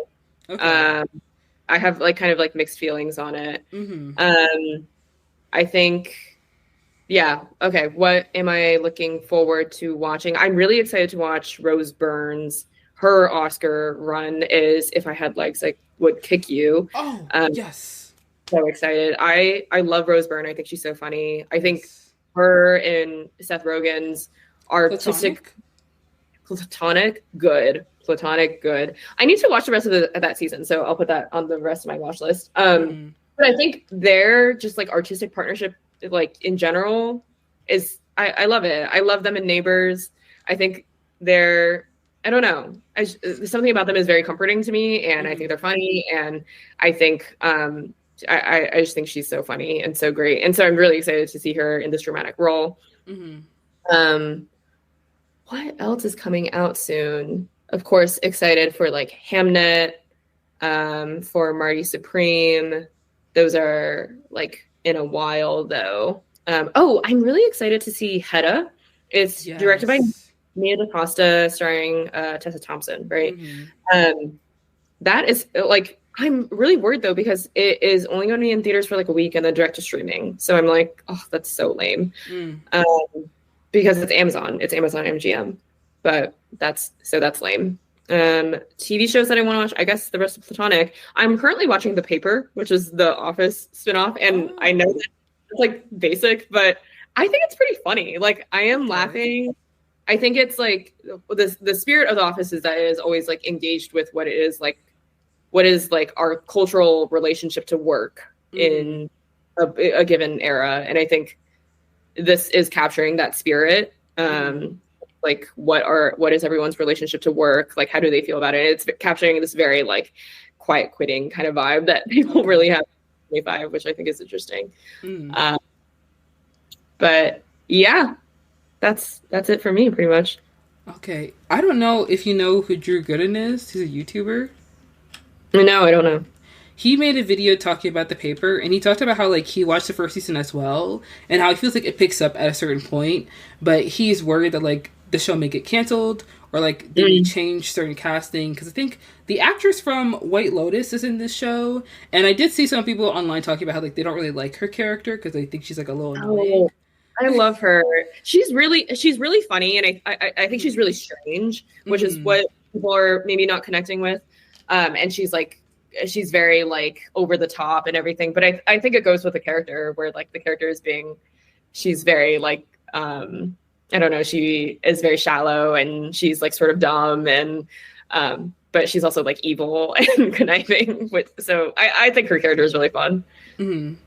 I was just saying, he was talking about in the video how like because shows, they have such a short shelf life nowadays. And with, like, The Office, and also with, like, Parks and Rec, the show doesn't really pick up until, like, a certain point. Like, for me, I feel like Parks and Rec picked up at season 2. Some people feel like it picked up when, you know, Adam Scott joined the cast, and then also Rob Lowe. So he's worried that, like, people, like, NBC or Peacock will cancel the show because, like, it hasn't had, like, a very favorable run in the first season. And sometimes you just need to give a show a chance, you know. You gotta let it like breathe life into itself, you know, and let it like rest a little bit, and then people will really get into it. Because like The Office was the same way. The first season was not that great, but I think for me, I think season 3 was really, really solid, you know. And then like from there on, and when I watched The Office when it was airing, because I'm that old, and like I remember when Michael Scott, I remember when Steve Carell left The Office, and I was like, oh, girl, the world is ending. It's over. Cancel the show. But I kept watching it, and I was like, you know what? This isn't bad, because now other characters get a chance to shine, and like the other characters they introduced weren't that bad. So I hope. That's a good point. That's a good point. That you do have to worry about like the longevity of the show, but I do think the Office like brand is like really core to NBC's brand. Like it's one of its like flagship properties.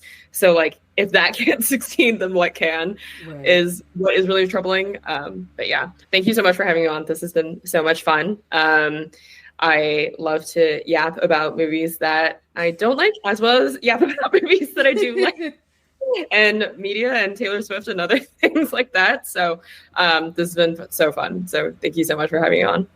Hi guys, thank you so much for listening to this week's episode of I've Been Meaning to Watch That. Thank you again to Vicky for coming on the pod. She was so much fun to talk to, such an incredible guest. Please go check her out on TikTok. Her account is linked in the description, and check us out on all our social media pages as well. Check us out on TikTok, on Twitter, on Instagram, on YouTube. Check out the Patreon.